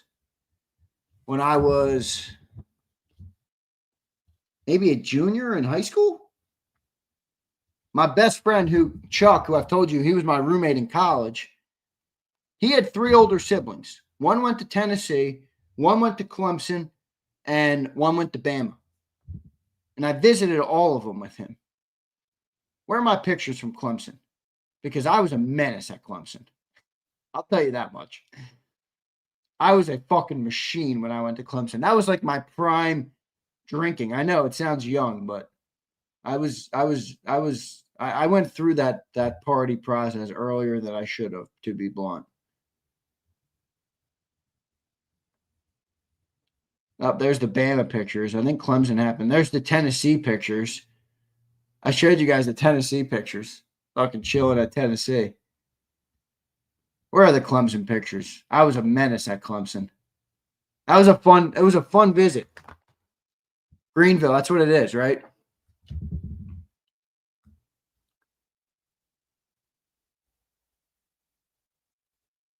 Abid says, yeah, the whole love-hate thing with your channel. You know what, Abid? I kind of like it. But I agree with you. It's dumb. But I kind of like it. I'm not, Abid, I never in my life, ever, at any phase of my life through 28 years, ever have I been the guy that everybody loves. Meaning, I was controversial in grade school. I got sent to the principal's office. Some parents were like, some people love me. That's just the nature of the beast. I've always been that guy. High school, same thing. My best friends and their families love me. There was other people who didn't like me so much.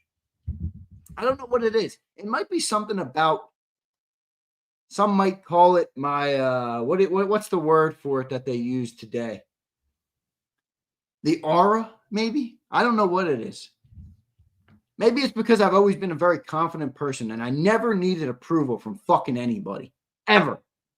I never needed approval from any of these people. A lot of people go through life and they need approval and this and that, and they want to make sure everybody likes them and they're politically correct and all this bullshit. Dio and 10 memberships. Look at this. I just bullied Dio. I just bullied Dio into gifted memberships. Dio, Clemson still sucks. All right. But I appreciate you, brother. All right. I appreciate you, brother. Off the Dio. Off the top rope, bitch. I love it. Good clap back. Good clap back. I don't know, Curtis. I don't remember, honestly, dude. All right.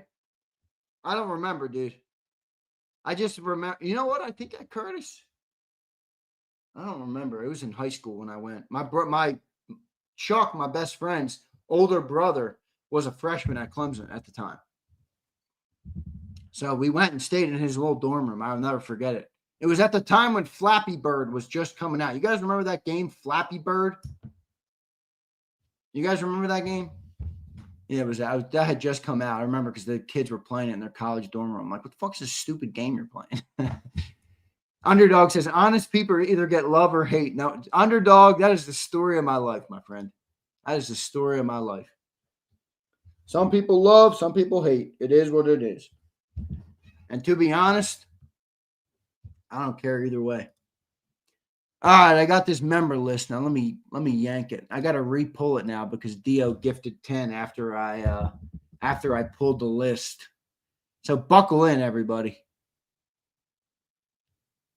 His older brother was yeah, at the time, Abe. I was either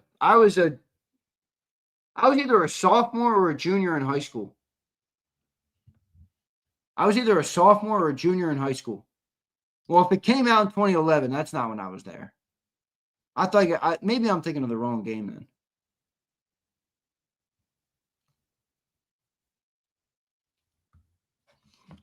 Maybe I'm thinking of the wrong game. If that came out in 11, then this was later. This was definitely later. Yeah, his brother was a freshman. I stayed in the damn dorm room. I'll never forget it. Nasty ass dorm room. No honeys around. I was honey searching. I might have been in high school, but I was at Clemson. I had the honey goggles on. All right. I had the honey goggles on, my friends. And let me tell you, when Z put on the honey goggles, I didn't come out unsuccessful. All right. I never came out unsuccessful. I'll just say that. Let me keep that off the air, though. Let me keep that off the air. All right, let me pull these new member lists now because Dio, as much as I love him, he just threw a wrench in my bunch of people got gifted, though. 42 Slug, Belfield, No Limit, Stephen Farrington, MJ, Tony 2, Tyler Kavanaugh. Appreciate everybody, and congrats to some of you who got gifted memberships. All right, doesn't mean a whole lot, but it's nice to have you. Underdog says, Xander, I'm trying to shed the gray lettering. Underdog, you're a member on the website, so you're not going to get blue lettering, but it doesn't really matter. You want me to let me I'll wrench up underdog. I don't think underdog's gonna be blocking anybody or anything. Underdog, I got you.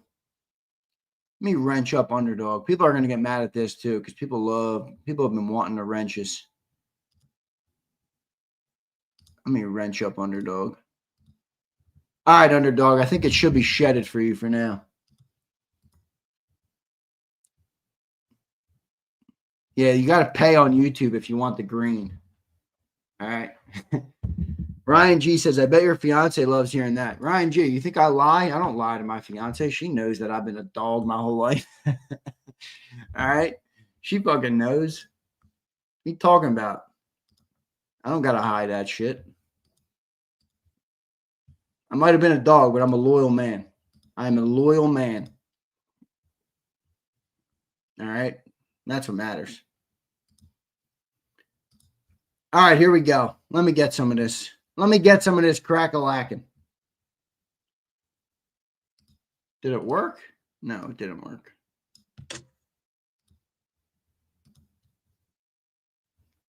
All right, here we go. 1048. Got the new one.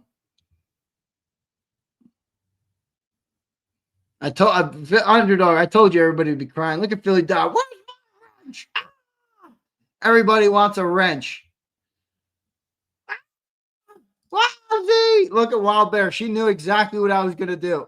Oh, that's classic. TK says, Z, welcome back to the Sixers bandwagon. TK, that's bullshit. I put in enough time through the miserable years of the process and thinking they were going to get out of the second round. I have earned the right to jump off. If you sell me a bullshit product for years after years, I don't have to buy it every year. All right? I am back, though. I love that backcourt, man. I've been wanting this fast backcourt for a long time. You know, I never really loved when we went to, like, build around the center. As much as Embiid was a good player, and never was something that I was too happy about. It's a guard league, man. It really is. All right? It's a guard league. All right, here we go. Let me get this. Damn. Let me get this. Current level. All right, I'm pulling all you suckers now, including all the suckers and the losers that are members because they want to win a jersey. Is everybody still crying about the wrench? Yeah, Siglord, we did. We earned a year off from the Sixers. All right. El Yepa wants a wrench. Everybody wants a wrench. Everybody wants a wrench. Cue that song. I think it's the Rolling Stones, maybe. No, it's not the Rolling Stones. Led Zeppelin? Yeah, Rolling Stones. You can't always get what you want. That's all you suckers looking for a wrench. You can't always get what you want. But if you try sometimes, you just might find you get what you need. Yeah! That's all you guys. That's all of you guys right now. That is all of you guys right now. That is classic. That is classic. That is classic. All right, let me get these damn members. You fucking guys distracting me.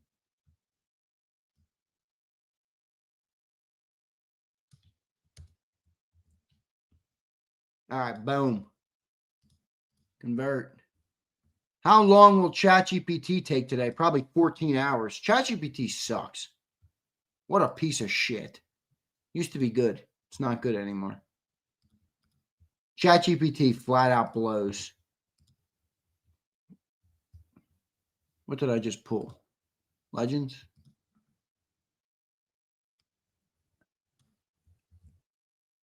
Beautiful. Beautiful. Z, have you tried Grok? I did. I'm not a fan of Grok either.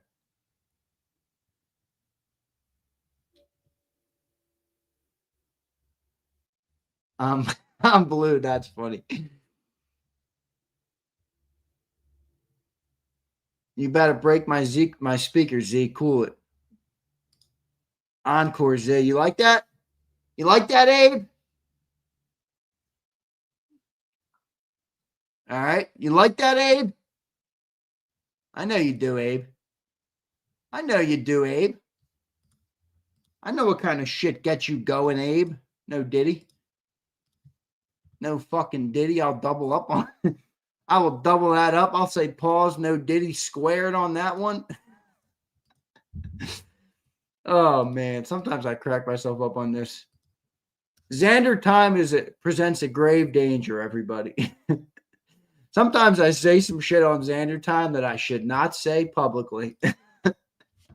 Sometimes I say some shit on Zander time that I should not be saying. All right, including some of the dog mentality that I maybe had at one point in my life. All right, maybe it is what it is. What it is. What it is. All right, it is what it is.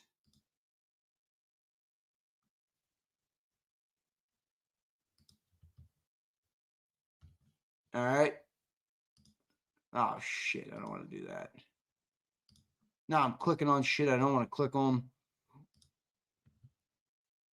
All right. Member status. Paid. Underdog. There you are. I see you, bro. Joey B says, Zander, dog mentality went in Tuscaloosa. Joey B, no comment. No comment. All right?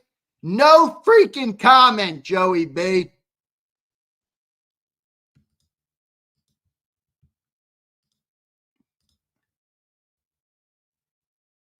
All right, export. Got it, folks. I got it.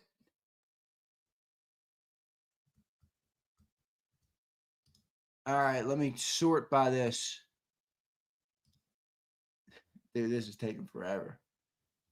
This is taking forever. Holy shit. No. Undo. Sort by tiers. There we go. All right. All right, I got the legends from the site.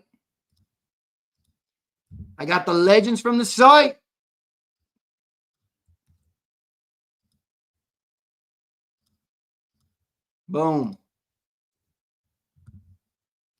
A couple have dropped, and guess what? You have been removed. Fucking removed. Goodbye and good riddance to you. All right, 20. Keith down to Michael. Goodbye and good riddance.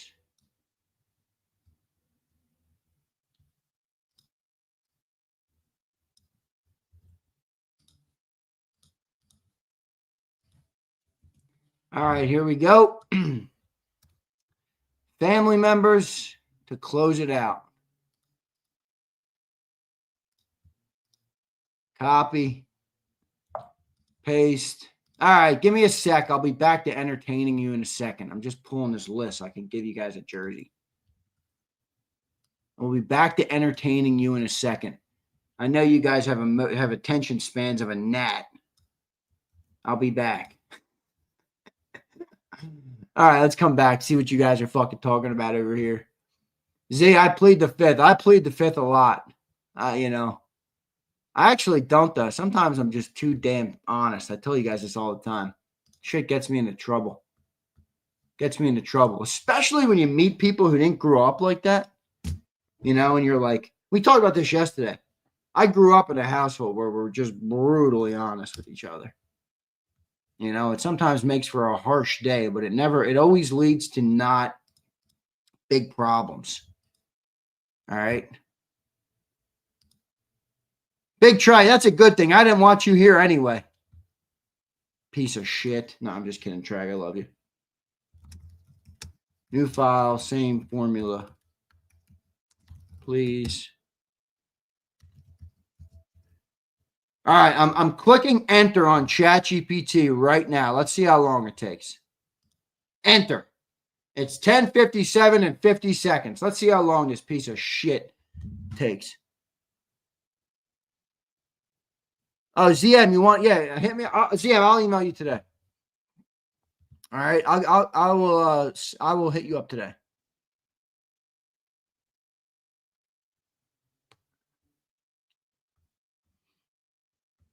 Rashid, appreciate your time always, Zander. Rashid, my God. That's a fucking real one right there. All right?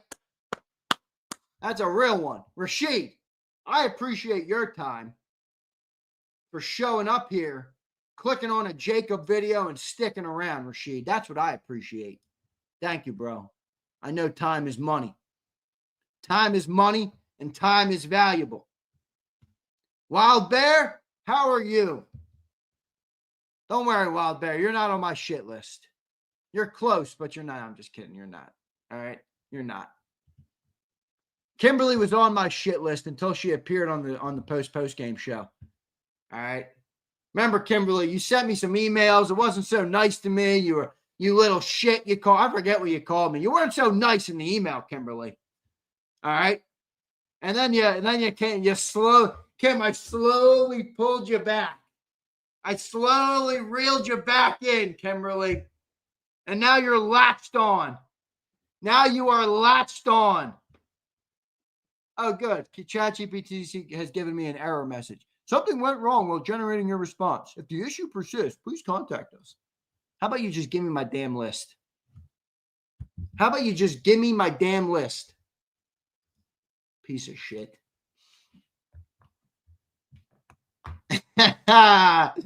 Kimberly, I know Zio is not. I plead the fifth. Kimberly, you are entitled to do this. I will not out you and read your email, although I have gone back and read it, Kimberly, and it is more funny today than it was when you sent it. Okay? All right? That's classic. That is classic. Fly Goes Fly says, if I win, the world might end. I never win stuff like this. You know what, Fly Goes Fly? I got something for you right now. I got something for you. I got something for you. I got something for you right now. And this will not remove you from the jersey giveaway either. If you win that too, people will call collusion, and I'll tell them to lick it where the sun don't shine. I don't give a shit. All right? Fly Eagles Fly. I think Fly Eagles Fly has earned at the very least a little t-shirt. I got some Eagle t-shirts here.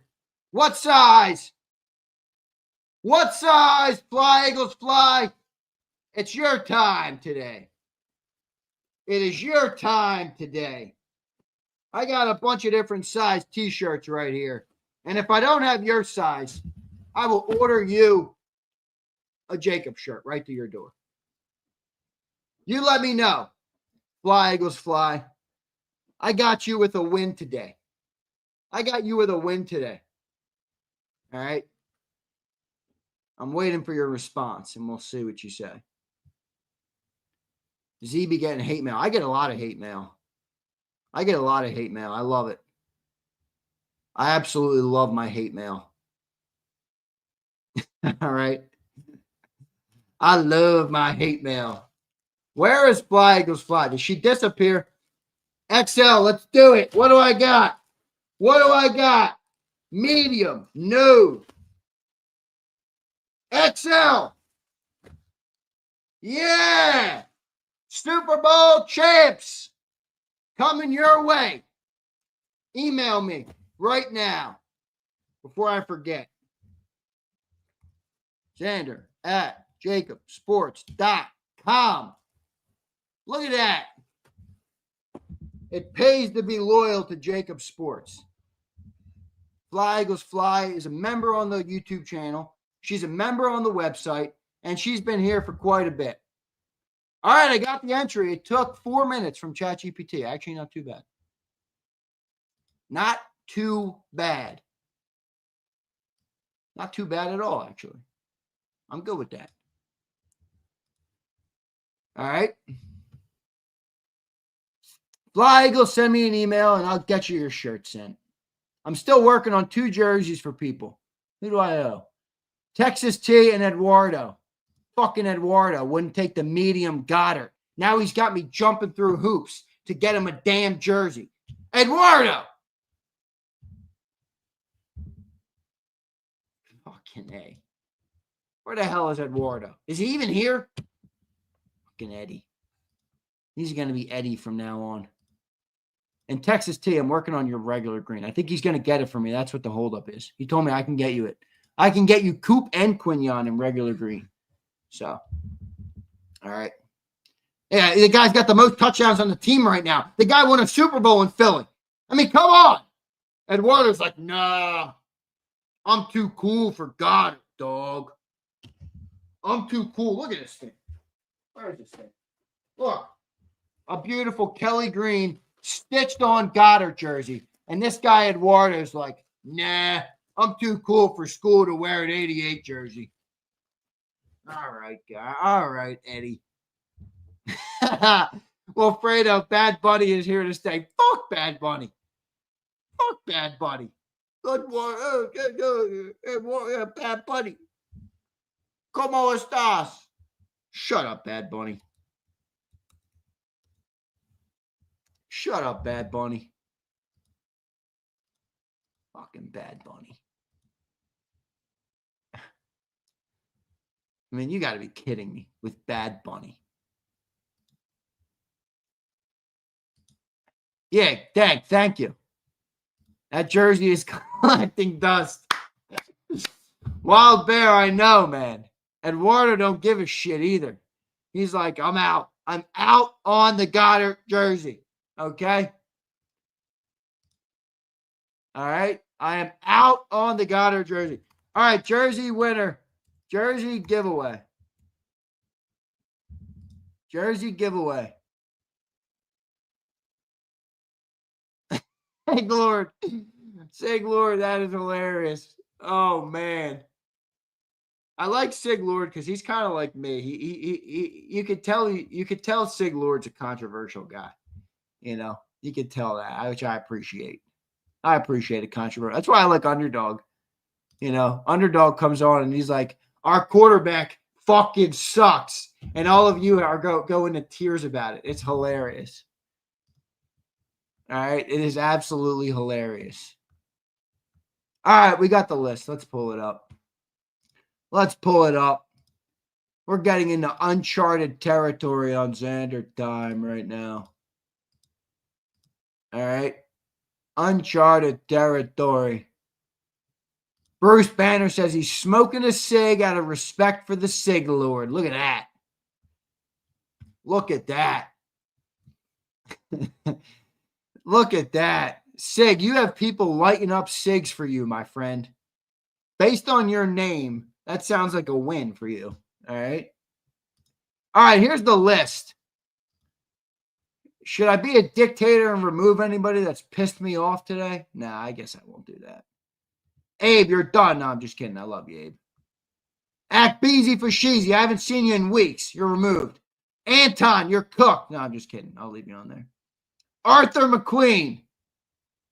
Bob Brown. B-Hal. Brandon Howard. Look at all them entries for Brandon Howard. Brian Fleming. B. Waddington. Waddington, I might have to take you to the woodshed again. You're still recovering. You're still recovering from getting to the woodshed. All right. ZM says he's probably the last name. Let's check. Nope. This guy is. And Young Roscoe. Where are you, ZM? So your name isn't ZM because you're not a member on YouTube. What's your name on the site, ZM? I'll look it up for you. What's your name on the site?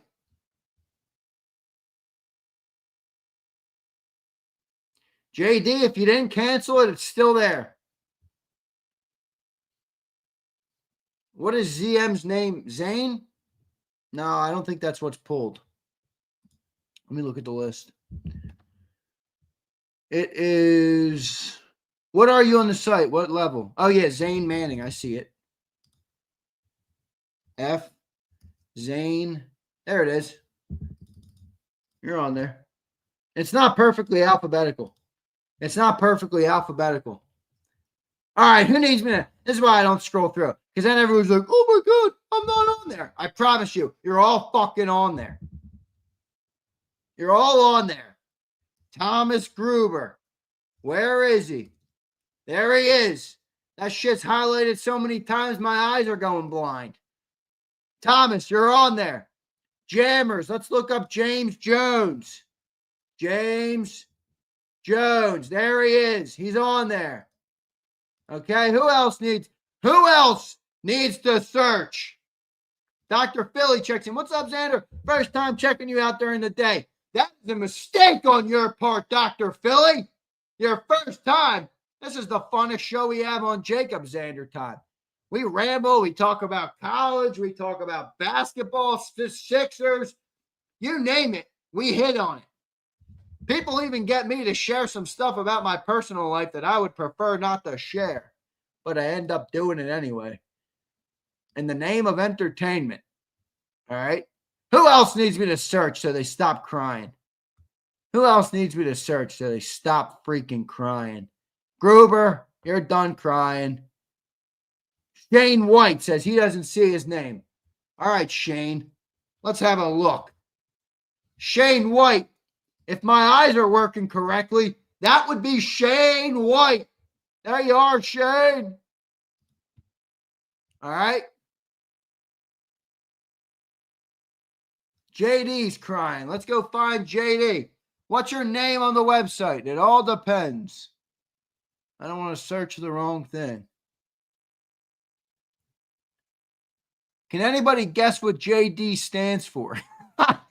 JD, maybe I shouldn't out you like that, but I literally laughed when I learned what JD stood for. If it stands for what I think it does. All right. All right.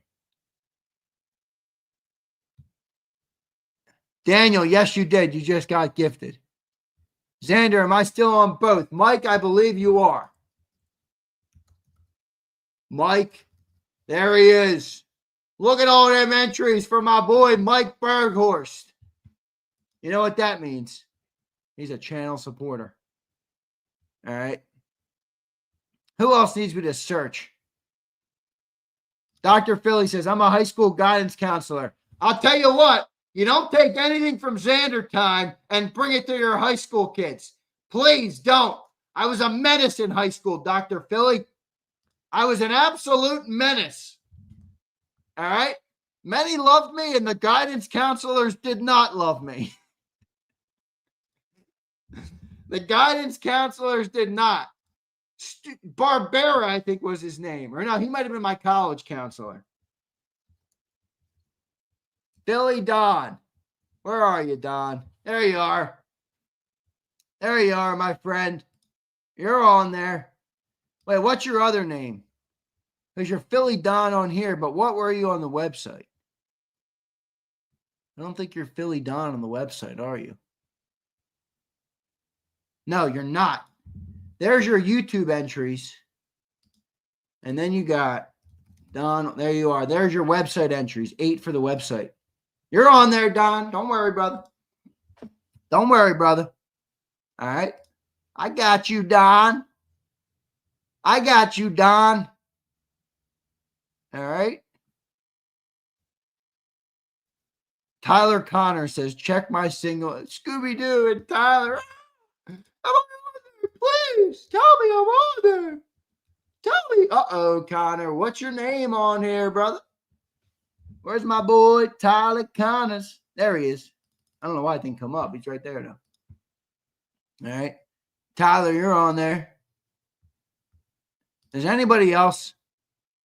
No, Philly Dunn, it's fine. It doesn't change anything. It's still 13 entries. It doesn't change anything. I wouldn't sweat it if the names are different. The names being different are fine. It's 13 entries. The odds are the same. Doesn't change anything other than I don't know. All right. Government name. Oh, Abe. Oh, that's classic. That is classic. Am I missing any chats? Whoa! Hangry Dogs Dio. Double belt the ass. Made you do lists twice and exposed the real winners with one gifting. Hangry Dogs, that's a shit comment. Double belt the ass. And then you sent the super chat twice. Double belt the ass. All right, Dio. Holy shit. You cry more than any Clemson person I've ever met. All right. What did you think JD meant? Did anybody have a guess at what JD stands for?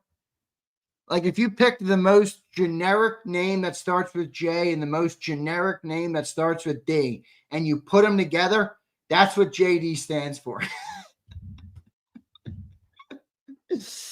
Oh, it's classic. Where's Scooby-Doo? Scooby-Doo, your name is not Scooby-Doo, though, on here. I don't think it's that. It's like Deshay, right? D-Y? Yeah, look at that. See, I remember. I remember everybody. All right? Look at that, Deshay. Now, quit crying. Please, for the love of God. Please, for the love of God, quit crying. Holy moly. Jimmy Dean's, no. There it is. John David. JD, I legitimately laughed at my studio right here when I first saw that. All right. John David. I am John David. No, it's a sick Bible name. That's what I said, JD. Very sick Bible name. I'm not hating on JD. What are you going buttercup on me? JD, what's the matter, JD? You on your period? You going buttercup on me? Oh my God, you're hating. You're hating on my name. Ah! Holy shit, man. All right, let's do this giveaway. I'm done with you guys. I've had enough. I'm like Dr. Philly dealing with her high school kids. I've had enough. Let's get a couple of shuffles in here. We'll go 6 for Devontae Smith. That's 2. That's 3. That's 4. That is 5. That is 6. Oh, Donald at the top. Start. Oh, my. Oh, my. Where's my soundbite? Wait, I can't do it without my soundbite. Roski Dance. Who the hell is that? I've never seen that in my freaking life. Roski Dance. What the fuck is that? The dictator is going to be at play today, folks. I'm not doing that. That is stupid. Roski Dance? What the fuck is that? Wait, I got it. I got it.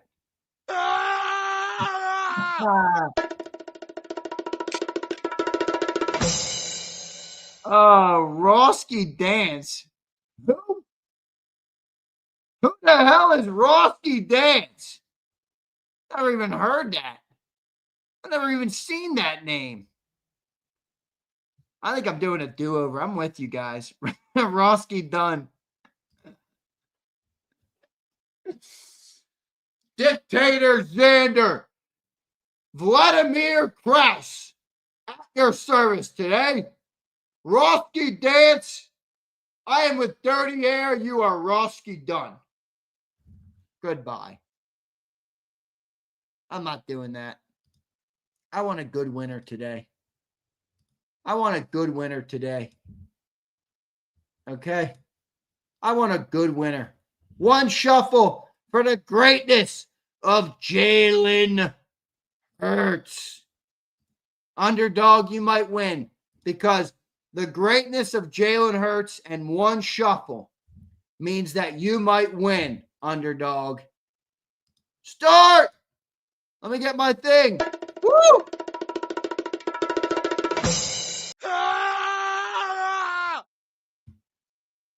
Brandon Howard! I already owe this motherfucker a jersey. I already owe this guy a jersey. You Canadian shithead. You Canadian shithead. This dude dude is the luckiest guy I've ever met. This dude be hell. This dude's got the luck of the Irish. This dude's got the luck of the Irish. You know what it is? I'll tell you what it is. I know exactly why Brandon Howard is winning. I know exactly why Brandon Howard is winning. Because he's not a simpleton. He's capable of conversation that is not glazing all the time. Okay? Underdog says not wearing that. Underdog, you know what? Wait, look, guys. Brandon Howard won. Here's the DeJean, Black, and Kelly. Ready? Here's the Zander note. I told you guys, this thing got sent back to me by customs. Brandon, there's his Zander note. He's got the Z note in there. He's already got it all. I mean, this thing's ready to go. This thing is ready to go. I think Brandon is a winner because he's not a cupcake snowflake like a lot of you people.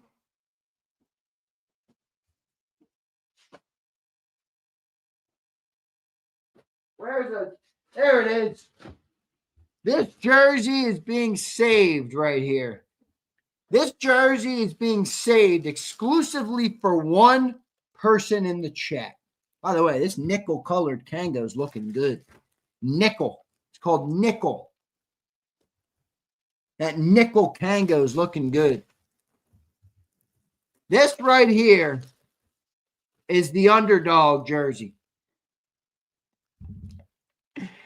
This is the underdog jersey. Underdog, I'm going to meet you in Philly with this motherfucker. All right? I'm going to meet you in Philly with this, underdog. Underdog, I saved this for you. I saved that for you. All right?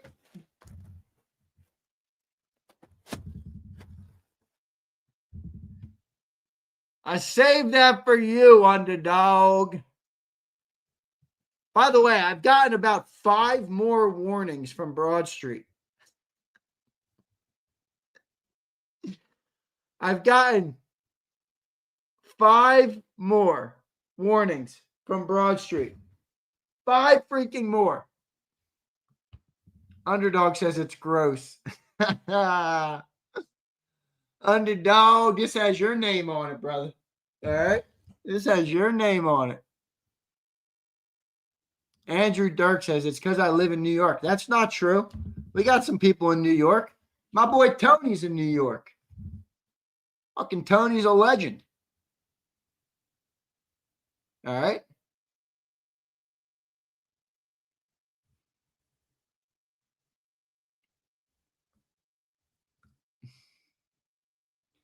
Brandon, what do you reckon I do? Should I just order him a website order him a jersey from the website because that'll actually ship to him? This dude says he's moving out of Canada. He's as Canadian gets. This guy's got a Canada tattooed on his arm. He's got the maple leaf inked up on his chest. This dude eats maple syrup every day.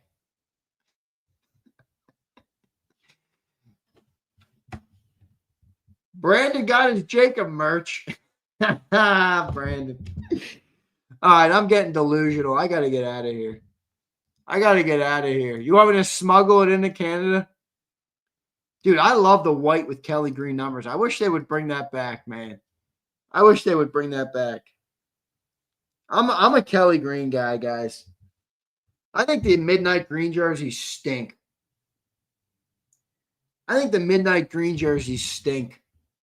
They're so basic. All right. South Carolina, I love it. Daniel says Z needs sleep. Daniel, I'll sleep when I'm dead. Thank you very much. Colorado's in the house. I think I'm going out to Colorado this year. I got to get a nice ski trip in this year. I got to get out west this year. I haven't been out west in a couple years. I want to get a nice ski trip in. All right. That's what I'm looking for. Kirsten says I fell asleep. Kirsten, you mean you fell asleep talking about basketball? Come on. Come on. Dank, me neither. And you know what I hate? People are like, well, we won 2 Super Bowls at the Midnight Green. I'm like, oh, yeah, because the fucking jersey had something to do with the team. Right. It had nothing to do with the players or the GM or any of those things, right? It had everything to do with the color of the jersey. Come on. Come on. Ever climbed Pikes Peak? I can't say I've done that. Underdog says diarrhea green is heinous. Underdog, I don't think it's that bad. Holy shit, dude. Holy mackerel.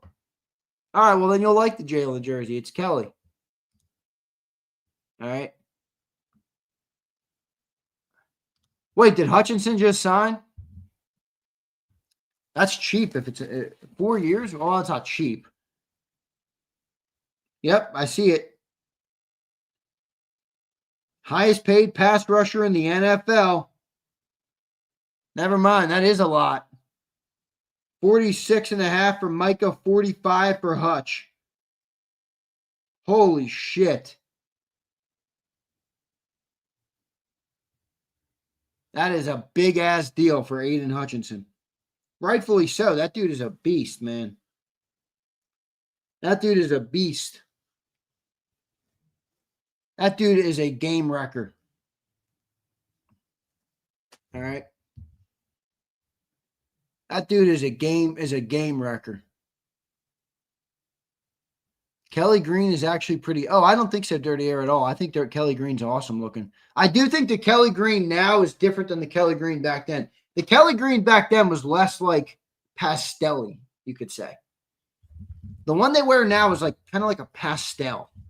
I feel like the one they wore in the Cunningham days and those days were different. Can anybody who's been a fan for a long time confirm to me or disagree with me? The Kelly they're wearing now is slightly different than the Kelly they wore back then. Is that fair to say? Yeah, it's more vibrant. That's a good word for it, Dirty Air. It's a little more vibrant now.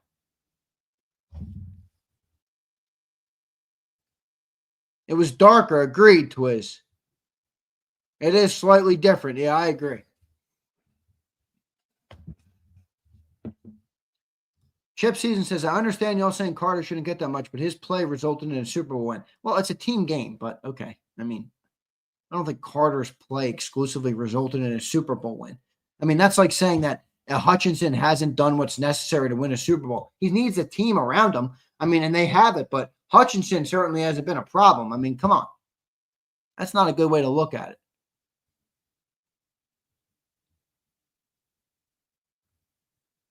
Oh, that's actually a fair point. Dirty Air, you would know something about that too, being in, obviously photography and videography. All right.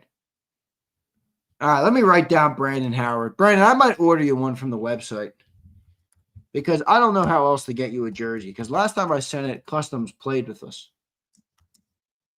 Brandon Howard was what? Size medium, I think I had you as? I don't know, whatever the Cooper DeJean jersey was. All right. Underdog says they were definitely different. Yeah, I agree. All right. All right, I love you guys. I'm fucking out. It's the Tyrese Maxey era, by the way. It's not the Joel Embiid era anymore. Goodbye, Joel. It was never worth it to build your entire basketball team in the modern game around a center. Okay? Brandon, it wasn't really, it was up. I have a bunch. I was going to let you pick. But I still have your DeJean jersey. So I owe you at least a jersey and some merch or something. All right. I don't know if 2 jerseys is necessary, but maybe I'll send you a jersey and some merch or something. I know you just got some JAKIB merch, so maybe I'll send you like some Eagle merch or something. All right.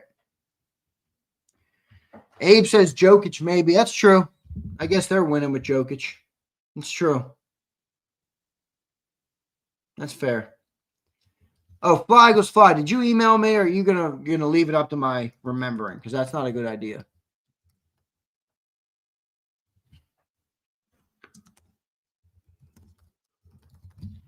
All right, good stuff. I'm cool with that, Zay. I'll get you something, Brandon. I know I owe you, man. You're great. You're one of the best we have, Brandon. And I'm convinced you're winning because you're not a Delulu. You're not a Delulu.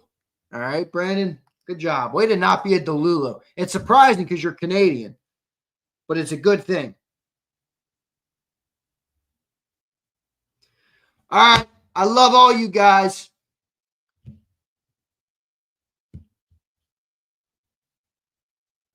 Underdog. It ain't happening, dude. What do you think? He's getting healthier, Underdog? Guy's 7 foot. He can barely run up and down the fucking floor.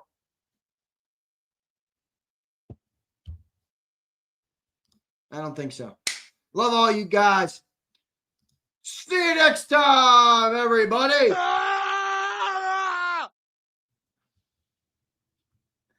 Where's my videos now? Let me do that one more time.